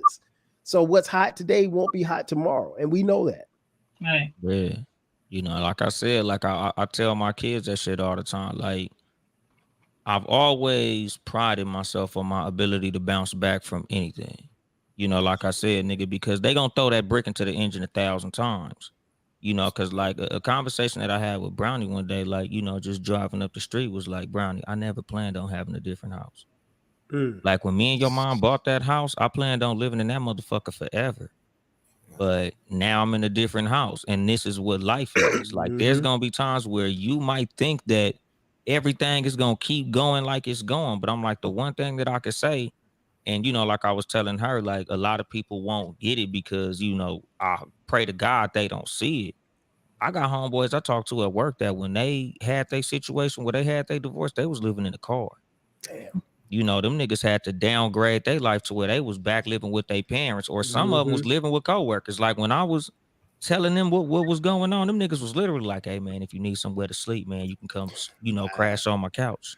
Mm-hmm. I'm like, nigga, I'll be motherfucking damned if I crash on somebody's goddamn couch. You know, Hey, because man, like I the tell them, box like, saved my life, boy. man, but that's what I'm saying. Like, you know, my thing is always being like the measure of a man is his ability to bounce back when shit go fucked up. Right. Like, you know, how is it that you act when you get punched in your fucking face? You know, how is it when you get kicked in the stomach in the middle of a fucking boxing match? Like, you know, because that's what life is. I tell my kids that shit all the time. Like, nigga, like, you know, like you said, 12 o'clock, life ain't motherfucking fair, nigga. I'm not teaching you niggas fairness. Like when I play video games with my son, I whoop his motherfucking ass every time. As you should. Like, nigga, if you want to win, beat me. You know, like, nigga, life ain't about putting the game on easy or playing with the joystick off. Nigga, life hard than the motherfucker. You got to find a way to beat the fucking game. If you want to win, you got to do what it takes to win. You know, like even when it comes to like cheating, nigga. You know, because America is fucking cheating. Nigga, go ahead, Mr. Brown. Man, I've taught my son that lesson and didn't realize that's what I was teaching him. And then I had to, you got to go back and say, hey, there's some rules to this. I know what I told you and I taught you. If you ain't cheating, you ain't trying to win. But what I meant to say was, if you're not finessing the system in every legal way possible, if you're not finding every legal loophole and every relationship that's necessary to be successful, you're cheating yourself, right? And so now that I've identified that maybe he's mislearned the lesson, I have to make it a point to stick to his brain. How'd you use the time today? So what'd you do? Did you work out? Did you read a book? Did you know you got school coming? So did I have to tell you to do the workbook or the packet? Like this is where you decide who you're gonna be without me telling you what to do or who to be. So I don't have the time to be telling no grown man or no man looking me eye to eye exactly what he need to be doing if all he been watching me do is get it.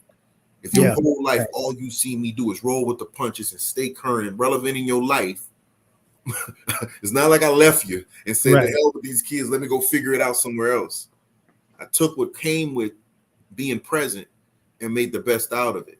And we keep doing that and evolving into better parents, but got to make sure our children learn the right lessons because they might be stuck on that cheating mindset when they're supposed to be seeing the evolution of what you've done and what you've built. But that's the other thing too. You got to afford your mistakes. Can you afford you not being accountable? Can you be accountable and eat that?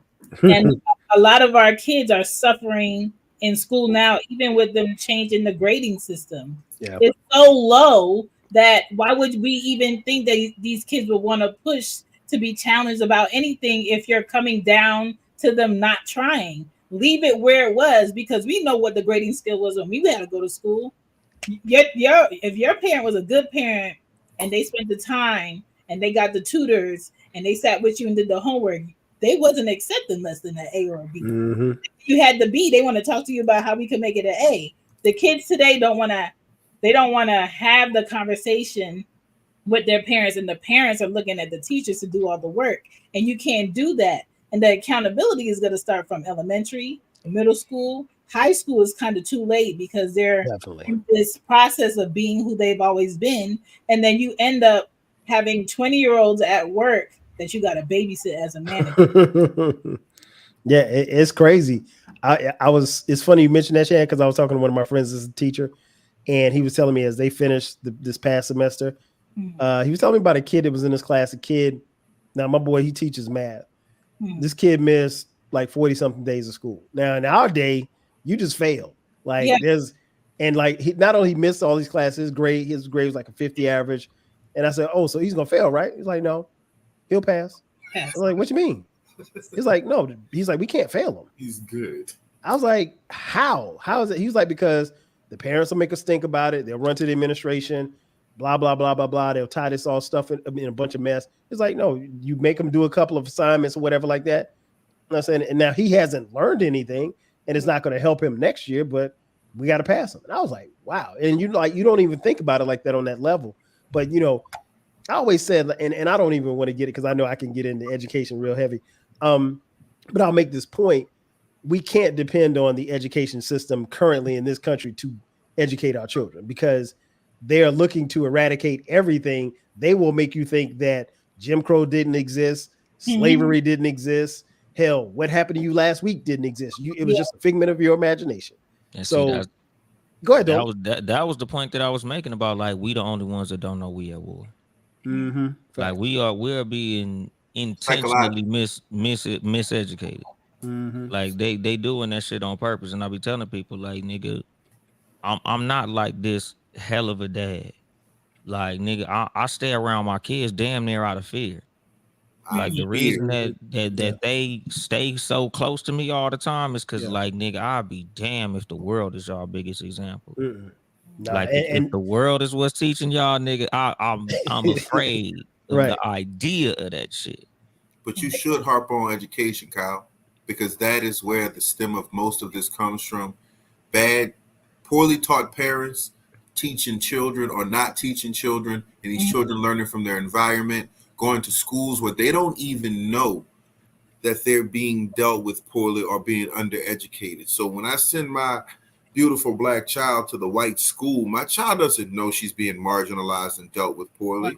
She thinks, and if she's been doing this since she's 4, she's been going to school since 2, and by the time she's in 6th grade, if she's been going through this for 6 grades, she think that's normal for somebody to come in, let me touch your hair, and oh, you're so pretty for a black girl, and oh, you're not pretty as her because your hair is not long and blonde. And what I am is a spy.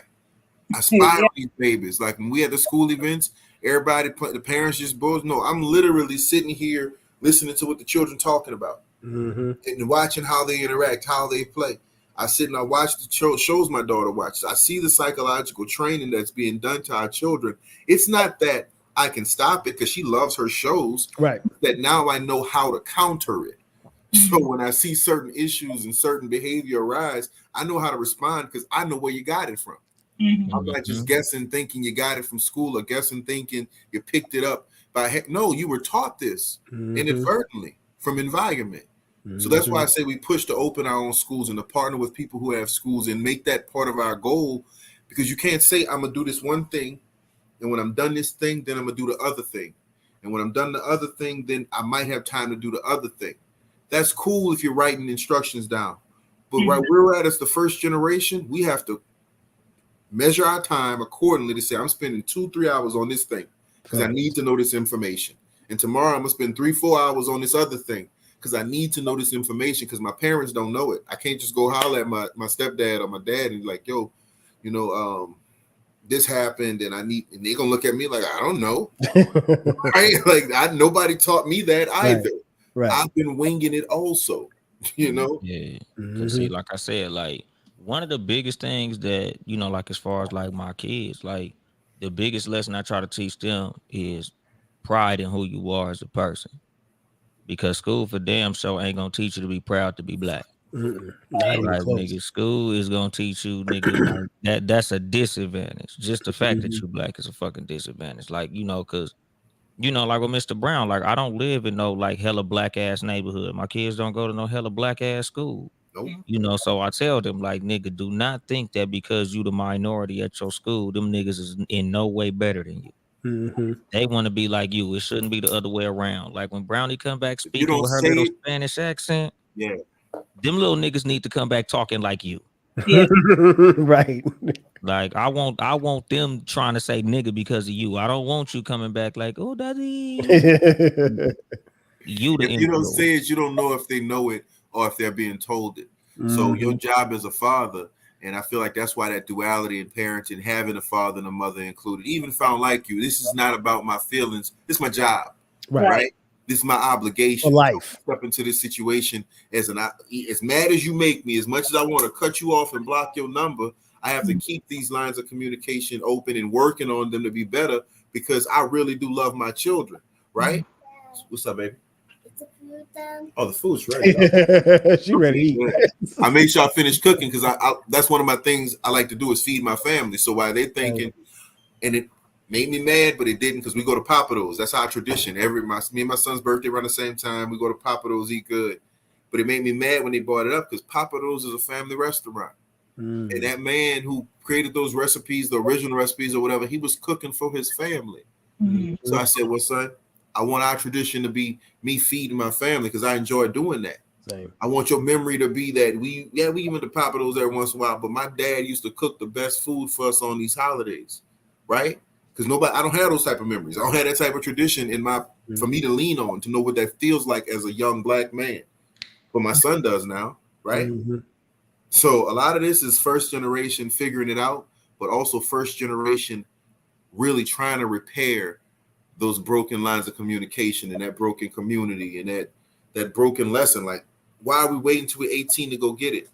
Why can I watch these children start businesses and do well at 9 and 10 and 11 because of the community they're in supports what their parents are attempting to do with them? You know, you're right. Sports ain't the only option. Ultimately, if we only lean in sports, we're leaving 99.9% of our children behind. If we only lean on academics as we're told they're supposed to be, we're leaving 99.9% of our children behind because you have a large group of kids that get out of school and go straight to fast food and never leave fast food. Yeah. They go straight to, talking to a 22-year-old black dude, like, you know what an OSHA is? You know what a TWIC is? You know how long it takes to go to heavy machinery school? Like, no, you have somebody to talk to? Well, my uncle, he got a little bread. Well, you talking to your uncle with the bread. Just knowing he have bread is obsolete if you're not communicating with him on how you need to be moving to get some bread, Exactly. So I talk to them. I bring it up. I be right in front of their parents too. I don't care if the parent tell me, yo, that ain't for that's different. But I've yet to have one parent say, don't tell my kid that. Right? When it comes to how they need to be moving. Yeah, and that's the other thing I like about social media now is we have the option in the space to go outside and talk to people about what their career is, why they pick their career, how much they make per year, and do they like it? Do they hate it? Do they love it? Are they going to stick in it? You went to school for this. What did you end up doing? Because when we have career day, the random times that our kids get career day, it's those regular occupations being talked about. But the last thing that we want to do as people who figured out a way to get out of the system and create their own systems is die with the information. Yes. Our kids don't have to not have the information. They gonna have it. Now, what they do with the information, that's something you got to build within them. But what we don't want to do is spend all this time making time to get the information that we didn't get growing up and die with the information not being given who it needed to be given to. Because when people look at Black people who are getting wise to what they need to do and figuring out a way to get out the hole, they're hoping that they don't make it enough for them to go tell the next person that. And so when it comes to the education of it, the education don't stop in the school. The education is at the barbershop.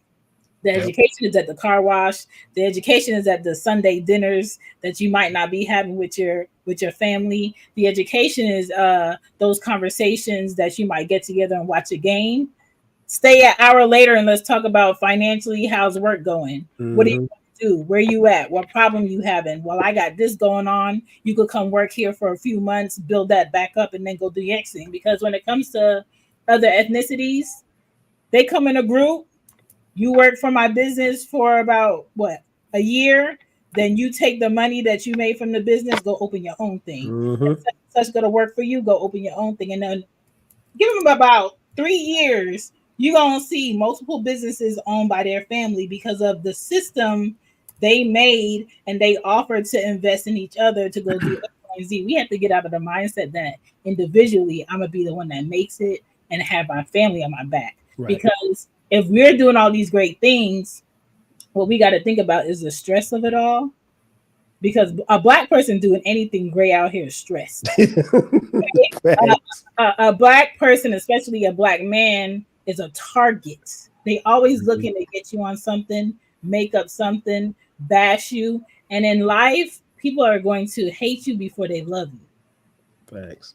Yeah, That's just and how like, I just want to touch on something you said, Shan. I mean, like, you know, part of the educational process is getting the information from our elders. I think that's very important. That is an extension, one, of our family, but also extension of history. And when you look at it, I know, Shan, you mentioned last time we talked, you know, your parents were up there in age. You know, it's important that, you know, your kids get as much information as they can from them. And I know your children are young, but as much information as they can while they're here, because they need to know what grandma and grandpa went through. Right. Because if they don't know, they won't appreciate the struggle that they went through. So then, yeah, I think it makes them work a little bit harder. I tell my kids all the time, you have 4 grandparents still here. They are walking encyclopedias. I can't tell you what it was like to be in the civil rights movement. They can. They lived through it. You know, they went through busing. My mother grew up in the segregated South. My dad grew up in the North. So his experience was different. But I tell my kids all the time, like, your grandparents are here. Ask them questions. And it doesn't necessarily have to happen in Black History Month. You know, it doesn't have to happen when you're doing a report. Just ask them things. I said, because most elderly people are open books.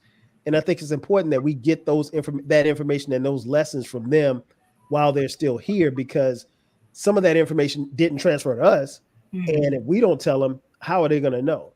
And so I think that's very important as far as, you know, information that we get. yeah, because like, you know, that was like one of my things when it comes to education. Like, us as parents, it's our job to be the education outside of school. Facts. Because you can't leave school 100% of the responsibility of, you know, teaching your children what they need to know in life. Because like I said, my kids ain't gonna learn pride in who they are as people. Like, you know, just like the ability to hustle outside of work. You know, because like I tell them all the time, the reason that I do so much shit outside of work is because I'm afraid of work being my only form of income. Like, that shit is scary. Because like I tell them, nigga, I done lost jobs. You know, like, I done had family members. Like, my auntie used to be a phone operator.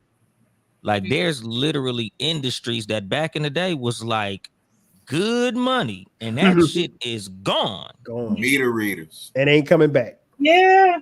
Yeah, exactly. You got people we used to have to literally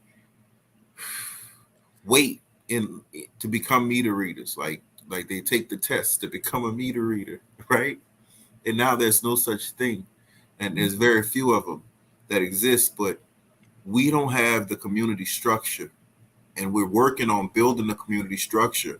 So when society shifts and technology shifts, we're able to shift our children and education in the same direction, because a couple things never going to go away: a plumber, an electrician, a carpenter.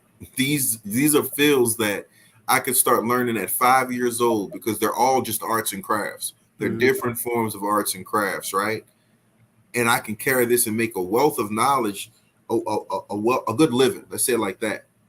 But it's not until I sit down and say, let me learn the business of being a plumber, or the business of contracting, that I actually get to say, hey, I got wealth, and I have time to pass it on to my children. Because the way the system's set up now, if my child's not coming to work with me and seeing what I'm doing, they have no idea how you make money. None. They go to school, you drop them off, when you pick them up and you're done working, you might say you're a truck driver, Dolemite, but think, they don't know if you move in hazmat for real. They don't know if you had the most dangerous event of the world happening, because most times you're not going to tell them. I know when I was in the plant, when dangerous stuff would happen, I would not share that information with my family or my kids. But ultimately, unless you're able to find a way for them to work with you at times, they don't know what it really takes, you know? And the world is set up to take that time away from you. So that's why I talk about that duality and making sure it's a two-parent family. I used to be different. I used to be the dude tell you no marriage, never that. But then I realized if you take the romantic thought out of marriage and you just look at the obligation part, well, that's success. That's teamwork in its essence. A group of people working towards the same goal of that group being comfortable and having options. It don't matter if I'm sleeping with you or not. We came together to make a child that locked us into a contract. Now, whether you want to work with me or not might be the issue, but that don't stop me from doing my part. Right. It don't stop me from doing the work required to say, once you finally realize what I was doing, I still got space for you. I still got a position for you, because guess what? We don't have medical facilities. So if my son's mom's a nurse, eventually she gonna bump her head and be like, damn, I've been making these people all this money. That's what happened to me working in the plant. You go in and you think you clocking, and then you see the contract and you're like, wait, Right. I'll get 125 for me an hour? Right. Why I only get 25? Yeah, I tell people all the time, the only reason why jobs agree to pay you what they're paying you is because they know you're worth more and they know they're getting the better side. Of course. Yeah. That's the only reason. Yeah, because like I told a coworker that shit one day, because he used to take pictures in his uniform with the truck and post them on social media. And I'm like, these niggas ain't doing you no fucking favor. Why the fuck are you advertising these motherfuckers? They not doing shit for you that you not earning. Man was proud, man. Yeah, he's proud of his job. Every dollar you pulled out this bitch, you earned. Right. Every dollar you made, they made 5. Nigga, quit Right. advertising these motherfuckers. Nigga, make them pay you. If you posting these niggas all over your motherfucking page, you need to be sending that shit to them saying, hey, nigga, I need this much money off this shit. I'm promoting you bitch ass niggas. Because trust me, when something happen to you, nigga, they firing your black ass. They don't give a fuck about you, nigga. They ain't got no picture of you in they fucking house. But what they do have is a life insurance policy on you. Oh, absolutely. Oh, of course. And the crazy part about that is every one of them was taught that system when they started their business. They didn't get skipped on that information when it came to this is what we do with our profits to make sure the next year we pay less taxes. And the next year we pay less taxes. And if we do it properly, within 5 to 10 years, we pay no taxes and we still qualify for all of this funding. So let me take this piece of information and hoard it from the people I need going to work and paying taxes. Because if I teach you this in the 5th grade, and I think the 5th grade, I used to think it was the 4th, but I really think the 5th grade is that grade where young boys start smelling themselves, right? And they realize they can earn something. They realize that their strength can get them something. Their being able to be faster could get them something. Unless somebody's instilling it in them, it's around the 5th grade when everybody's just super competitive, right? They don't even know how to play basketball, but that's all they want to do. But you turn around and realize if at the 5th grade, I'm teaching you what to do with the reward, not just how to go get it, not just how to cut his head off because he weaker. But if I'm teaching you when you rewarded with this, put it like this so you don't keep having to fight. Every time you fight, you might win the fight, but you lost something. Yeah. How many fights before you lose everything? You know, that's laws of physics. The same pressure you're giving is being inserted back onto you. So when you're walking in boots in a plant or walking in boots going to your job, when you hit that concrete help you lift your leg back up. So if you go to the plant, they have grating in the floor and you're walking up. By the time you're on the 4th floor, you realize, damn, I could barely lift my legs. It's because that grating isn't giving you no support back up. And that's basically what the Black community has been going through. Walking on ground that doesn't push us back up with the same velocity. So we're sitting up here giving, and not getting anything. And it take, it take a lot to come from that position, but I really feel like it takes a good evil genius. Preach. Because think about Elon Musk. He tell you the story about how he slept on the factory floor. Man, you had no reason to sleep on no factory floor. You did that because you're evil. You're an obsessed evil genius. And the family, none of the kids go to regular school. The family travels with me everywhere I go because also I'm a father that's paranoid. I'm scared that something's going to happen to my family if they're not with me because I know what this world can do. But a good person who says, you know what? I do make time for birthdays and holidays and family events, and I do a lot of time and money and resources to be a father. he gonna miss out on some opportunities because he's not sleeping on the factory floor. He got to make it home at a certain time. Mm-hmm. You know what I'm saying?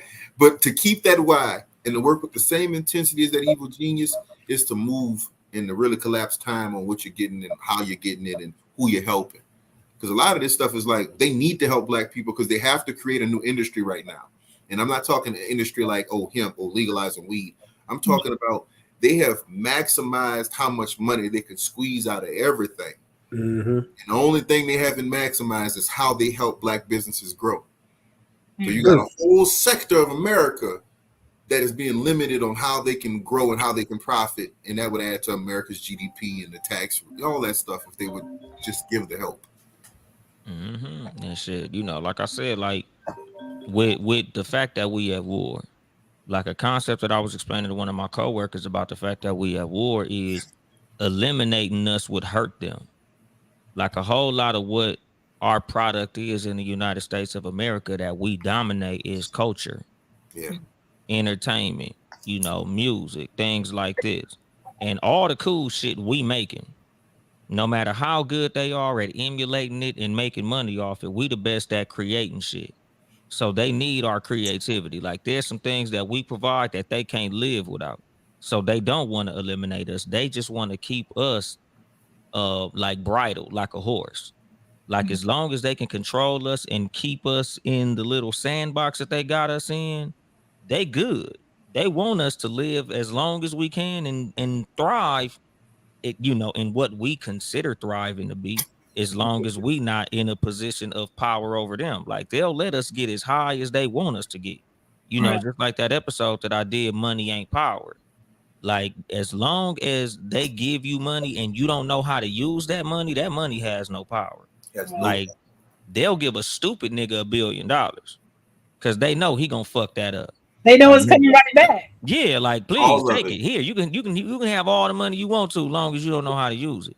Yeah. Because I tell them, nigga, once Nipsey got to a certain level, they said we got to do something about this nigga. Mm-hmm. Because they would have hated to see Nipsey with $1 billion. Mm-hmm. They love seeing a nigga like Kanye with $1 billion. They hate to see a nigga that know what he doing with the right amount of money. Yeah. But you made a face when I said that, Mr. Brown. It's because Nipsey didn't go with the program, so he had to get what comes with going against the program. Mm-hmm. And it's another one. Dolph, the same thing. Any one of our young artists who they find to have pure intentions either is murdered. Mm-hmm. Well, I can't say murdered on here. I forgot. I'm sorry. I don't want to be banned. They're either deleted or diminished in a way that denies them a career. So you're talking about seeing somebody stick to their why. Now, if I'm sticking to my why, but I'm quiet about it, right? And this is my Jesus complex. Because Jesus was healing people, right? Saving lives and blessing the blind could see, healing leprosy. But the only reason we know about it because somebody told. Right. But if he'd have kept it to himself, he could have been still around blessing whoever he felt like blessing and not making no noise. Mm-hmm. So as long as we're quietly building privately and actually building, is very little they can do to us. It's once we go to that public place to get our revenue. Once we put ourselves in that public eye and make known what our true intentions are, we become targets. See what I'm saying? So we don't have no examples of any Black groups that did well for the Black community and they did not become targets of the state or victims of their own community from what we've been shown. They want to show us the Black man shooting Martin Luther King or Malcolm X. They want to show us that type of when the truth is the ideology didn't come from that Black man. He was a tool. Even though he may not have realized it, he was a tool in something that we didn't build. Like we didn't build this system, man. We didn't. So it's very hard to. Yeah, my thing is the best way to get away with something is to make it look like it did it to itself. Because like I tell people all the time, like they know how to make you look the other way when they want to do something. Yeah. So it was easy to say, well, we know that that neighborhood is notorious for doing that over there. So all we got to do is set up a situation where it looks like it happened internally. You know, like all we got to do is put the right amount of money or put somebody in the right position to do some stupid shit and it'll get done. You know, Mhm. like when we saw the movie Judas and the Black Messiah, they put Mhm. homeboy in a pinch and he had to do what he had to do. Yep. And that's what I was telling people about the whole situation with Nipsey. He called that dude a snitch. Homeboy probably was in a pinch and they said, you got to do what you got to do. Or this is going to happen. So what you going to do? You know, And like, that or this is gonna happen is a scenario most people have never been faced with, so they don't know how they gonna answer. Mhm. Or this might be exactly. my mama dying, or this might be my sister not getting the medical treatment she need. So as powerful and as helpful you are to your community, what's important to me, because I know my life done. I know I'm shot to death. I've done it bad. Mhm. This might be the thing that gives me a sense of security, a sense of Right. I did something for them before I got out of here. Right. Exactly. And A that's lot what of I'm that, saying. because you talk about dudes that go on record saying 20, 30 years they didn't kill somebody, but they sit in jail the whole time, right? And then when Yeah. the facts come out, oh, they didn't do it. But that's 20, 30 years already gone. It don't Yeah. matter if they didn't They do it get now. that back. Right. You don't And the get that thing time back. is, yeah, like the acronym for snitch, you know, shout out to Pusha T is sorry, nigga, I'm trying to come home. Yep. You know, so the thing Trying to is come like, home. yeah, so they put you in a position to do some bullshit when they give you no option. You know, like the worst position to negotiate from is a position of desperation. Yeah. And they love to put niggas in a desperate situation. And I tell niggas, like, you know, just like when it comes to politics, like they use desperation against you at all times. Whenever they trying to keep niggas under control, they use desperation. You know, that's why a lot of times when the Democrats run, they run on we ain't Trump. Because niggas is so desperate to get Feelings. away from Donald Trump. It's like, shit, nigga, I gotta vote for whoever the fuck they put because I don't want Mhm. Trump in. You know, and that's the thing with a whole lot of situations. And, you know, like I say, I teach my kids you never want to put yourself in a position of desperation. That's why, you know, like you said, when things is going good, I'm still working hard as fuck because I never want to get put into a position of desperation. Like as black people, like that's like one of my biggest things. Like leverage is still like one of my favorite episodes. It's like episode 2 or 3 of this motherfucker. Mhm. Because when it comes to money or anything, when it comes to power or anything, the number one thing that you want is leverage. How you leverage your money. Like the episode that I did with Mr. Brown was literally how to leverage your life insurance policy. Like, nigga, everything in your life is about motherfucking leverage. Like, that's something that I always try to teach my kids. Like, you always want to put yourself in a position where no matter where you at, you always got leverage. Keep in mind the fact that your black skin, your ability, your talent, your creativity is your leverage in Right. life. You know, so you always want to be in a position where you know how to use that leverage that you have, even when it comes to money that you save, things that you've done, you know, smart decisions that you've made. You can always leverage that shit because you never want to be put in a position of desperation where a motherfucker could literally put you away or make you do some stupid shit because you was desperate. So 1,000. so Martin Luther King has the same story as most of our rappers. They got caught up doing anything out there, went to jail. Somebody who we don't know went to him and made a deal to him they could not refuse. And they came out into the free world and did what they felt they needed or wanted to do to maintain their freedom or their whatever they were looking for. And so when I say it like that, I say it like that for the purpose of pointing out that he was no different from an influential musician or artist today that has the power to tell you how to move and you listen to him, or to influence you through their talent and you'll listen to them. Your children will listen to them.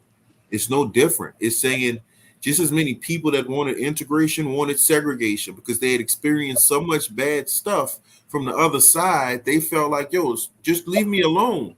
Like if y'all could just leave us alone, we'd be all right. We don't want come work with you and party with you and deal with you. We just want our own business and for you to leave it alone. So it's a marketing campaign at best. But now our marketing campaign has to be one using the tools that's been given to us. So if I'm taking and connecting the From Babies to Banks podcast to a store, and the products from the store help feed into the business and structure, and the same with my other platforms and my other brands, it's for the purpose of building a micro to the macro that I work in, which is Mm-hmm. an asset management company. It's just saying that I didn't start the YouTube just because everybody was starting YouTube, just like I didn't open the store because everybody had a store. I didn't get a digital book because everybody had a digital book. I built it because when you look at these larger entities, they're all asset management companies. They Mm-hmm. all have other businesses making them money, other products that they lean on. Like Walmart is an insurance company. We want to think that they're a retail company, have over 1,000 lines of credit, but as Shan pointed out, they got a life insurance policy on every employee. Mm-hmm. And for the longest, they did that without those employees knowing. And they Yep. turned around and got sued and called on it. And when they found guilty, they paid a penalty. And the only thing they had to change was put the language in their hiring paperwork. Yep. Put the language in the hiring paperwork that you purchase a policy for them. And it does not, you don't have, because they buy it outright. The way they're doing it, like when you buy a policy, you might have to pay it every time you get paid. And so you've never actually purchased the policy outright. Mhm. They'll buy the policy. So you come in and they say, oh, $50,000 on so-and-so will cost you $23,000. They're not going to put it on month-to-month payments or yearly payments. They're going to give them $23,000. And now they own this policy outright for the rest of your life. Right. Right. And as you move up in the value to the company, the policies are worth more. But you're just talking about a system that's being used that we're not being taught.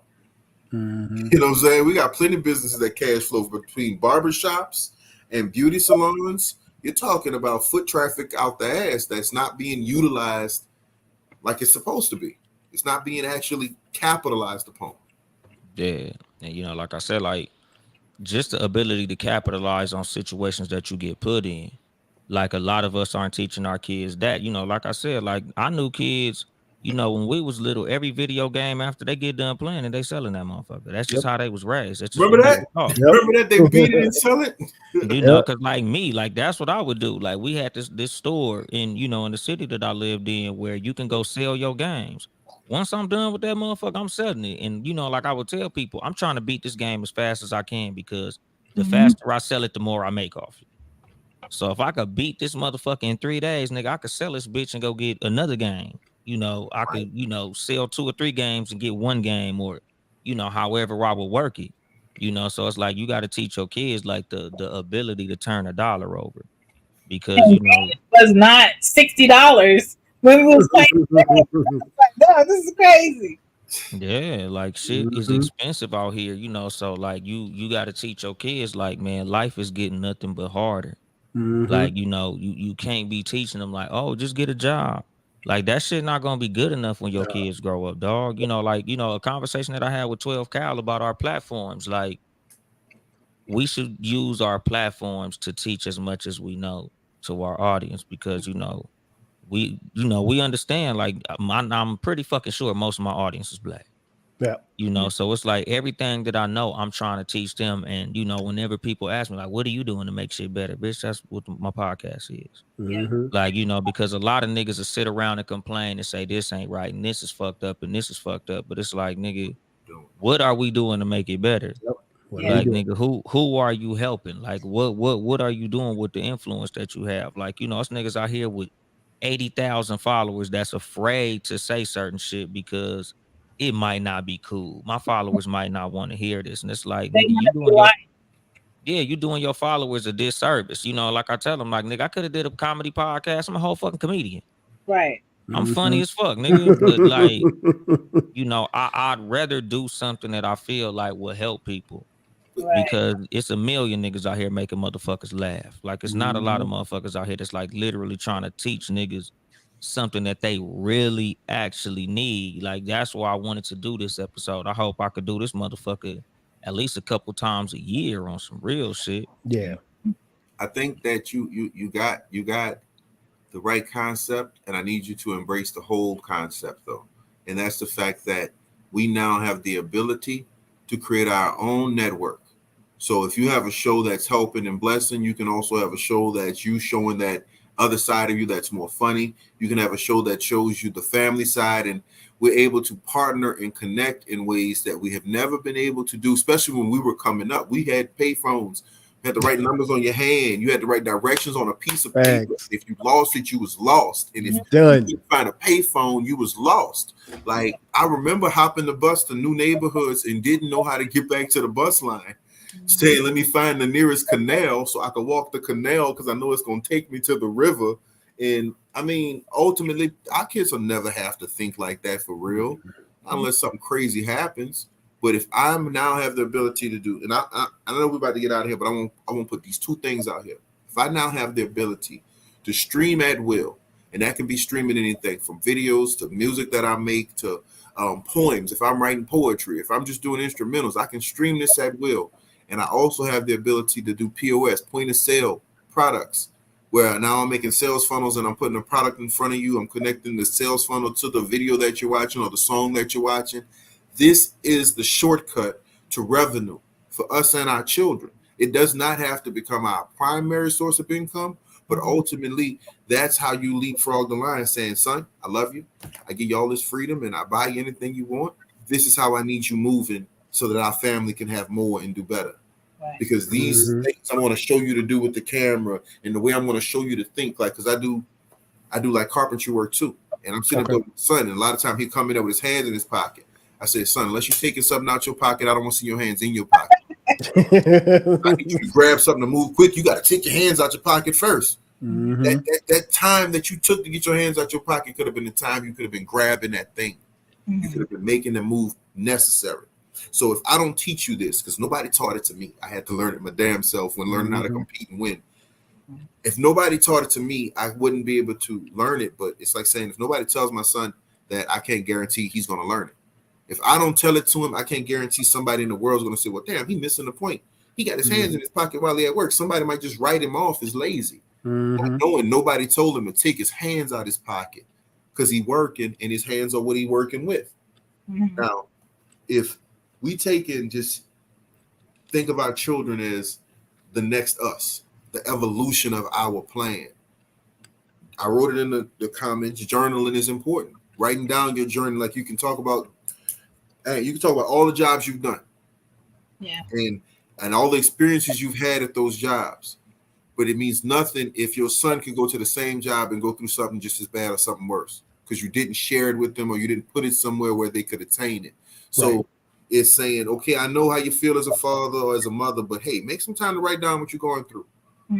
That day to day, if it's once a week, if it's once a day, make some time to write it down and make it part of that intellectual property you put in your will to pass down to your children. So the banking system I teach you, you might not ever buckle down and discipline enough to use. But if you wrote the banking system down, when it passes down to your son, you left him a wealth of knowledge. Yeah. Even though you couldn't fight your own demons or get over your own health issues or whatever it was that set you back from implementing it, writing it down and leaving it in a place where they can get it is most important. It's just got to be because, hey, if I know point of sale and I know how to stream, and I'm telling you streaming is only 20 years long, but damn, what's streaming going to look like 20 years from now? They're going to be streaming emotions. They're going to be streaming feelings. Like, you're going to be able to listen to a sad song and feel sad.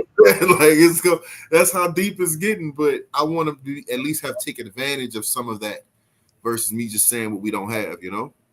Yeah, because, like I said, like, to me, that's the most important thing in parenting is what the things that you leave your children that you didn't know. Because everybody want to give them what you didn't have. Like, oh, I wanted them to have a car. I ain't have a car at 16. Oh, like, I want my kids to know way more than I knew at that age. Because like you said, with the value of streaming, like, like I tell people all the time, like, nigga, I want my kids to go back and listen to this motherfucker when I ain't around. Facts. Because like I said earlier, I don't think we was recording yet, but like I say, like, I exposed my kids to cussing. I cuss, the world cusses, no matter where you go, it's gonna be motherfucking cussing. So it's like, y'all done seen, I done recorded episodes with my kids in my lap. I don't be like, oh, Brownie sitting here, so I can't say motherfuckers or motherfuckers. Like, nigga, if Brownie turns on any streaming service, it's gonna be cussing. So it's like, I want them to say, look, this is how daddy spoke. Like, I remember whenever Brownie would hear a person cuss, she'd be like, those are my daddy's words. You can't say that. You know, because like she know, like that's how I talk. That's how I've talked around them, you know, since they was little babies. And I tell people, like, just because you cuss around your kids don't mean they gonna cuss, because they gonna know the difference. Right. Like I literally, like y'all done see, if you watch my story, I try to convince my kids to cuss. They Facts. know damn well they ain't supposed to say that shit. Like I'm just testing them just to see where they head at. Nigga, are you gonna say it? Nah, because you know you ain't supposed to. Well, Mhm. that's giving them the respect that they're due. Instead of treating them like they're dumb or unintelligible, you're Right. treating them like individuals that need to learn who to be and how to be and when to be. Yep. This is who you need to be. This is how you need to be, and this is when you need to be that way. If I'm not taking the time to do that, I'm failing you as a parent, only because if I put on this show like everything all good and I'm just the best, hey, baby, let's go play baby games, and you don't get to see real life happening, this shit really about to blow your brain up. Like you about to be mad at me when you get older because I didn't give you what you needed to defend yourself. Like right now, my son, I pick on him and he'll see it happening. I can see his facial expression. He has no idea why I'm picking on him. It's like, oh, that hurts. Why you? It's because, son, you don't have brothers like I had brothers. So when you go out to this world and these other little boys decide to push you and put their hands on you, I don't need you, ow, ooh. I need you to know how to respond, and it needs to happen quickly. Like I told you, you don't need to be taking your hands out your pocket when it should have already been out and in a defensive position to protect you. Mom first. Swinging, but I'm here because I didn't know the conversation was leading to that because my dad never allowed me to see conflict or dealt with me in a conflicting way. So instead of knowing to put my hands up, I done got knocked out. Now I'm sorry. I probably could have took you, but I didn't know it was go time. You was raised in a bubble and you wasn't prepared, and that's You weren't prepared for when real life happens. And I tell you that the military kind of doesn't do that for you. It does to a degree, but the military shows you everything works. If everybody do their job, this shit works. Then you get out to civilian world, you realize don't nobody do their job. right. Yeah. You go tell him something about his job, he not gonna say, "Oh, you right, let me handle my business." He gonna punch you in the face. Like when we talk, if you go tell her something about her job, she not gonna say, "Yeah, you right." She gonna go complain to HR that you sexually harassed her. And all of a sudden, you went from the dude saying, "Hey, if we move like this, we can get out here faster. You got more free time with your kids," to the dude that's trying to explain to him, "Nah, I didn't say nothing about her kids like that. I was saying that she keep getting on the phone to talk to her children, and she not doing her job." And so you realize that this world does not work or function like it's supposed to. So if I don't teach you how to function in a dysfunctional world, I've shorted you. I left you hanging and set up. Exactly. Like I said, you always trying to build an engine strong enough that when they throw that brick, it's gonna break the brick instead of breaking the engine. Break the brick. But you know, like I said, dog, like we got, you know, we had 2 hours. I ain't trying to hold y'all too long. You know, it's Mr. Brown birthday. You know, shout out to Mr. Brown. It's his birthday and shit. Bless, But man. you know, everybody go ahead and shout out your social medias. I guess we're gonna go you know, since Shan is at the top, you know, start with Shan. You can find me at ShanbyPodden on Twitter, TikTok, and IG, ShanbyPodden.com, where you can find the books, the podcast, and everything. I'm informing of our tips on podcasting to help creators out here because I'm somebody where I'm always giving information. I don't got to know you from nothing. 12 Cal. The 12 Kyle podcast. The podcast drops every Thursday, every Sunday at midnight. You can follow me on socials at 12 Kyle. Across the board, got a YouTube channel as well. Check me out. Mr. Brown. Hola, beautiful world. Mr. Brown holding it down. You can find me on Instagram at Mr.Brown_life agent and on Facebook under Nathan Brown. I also have a Facebook page, Tax Free Retirement Planning 101, Tax Free Retirement 101. And From Babies to Banks is the YouTube page. Building a brand day at a time, you know. Yeah, and you know, y'all gonna see these faces again, you know, For sure. as much as I possibly can, you know, because like I said, I want to make this something that is a recurring thing. Like, you know, I might not do this shit every week, or you know, this might not be like a 5-part straight through, but you know, I'm gonna be trying to have y'all, even if I only have y'all individually. Like, you know, I want to make this a regular thing because, like I say, like finance is highly important and it's something that's very rarely taught. Like a lot of the shit that I know as far as finances, I've seen more shit in memes than I learned in school. I've heard, you know, just shit talking to coworkers just in passing, like, nigga, we can borrow out of our 401k right now. You telling me I can get $20,000 right now out of some shit that I've been had? Yep, your money. You know, and it's like shit. A lot of us just flat out don't know. I got coworkers in their 50s that didn't know that. Like they trying to buy a house and they trying to scramble to get this money, not knowing. Nigga, you got 160,000 in your shit right now. Nigga, you can buy a house and remodel that bitch And with Bo, what you have right now.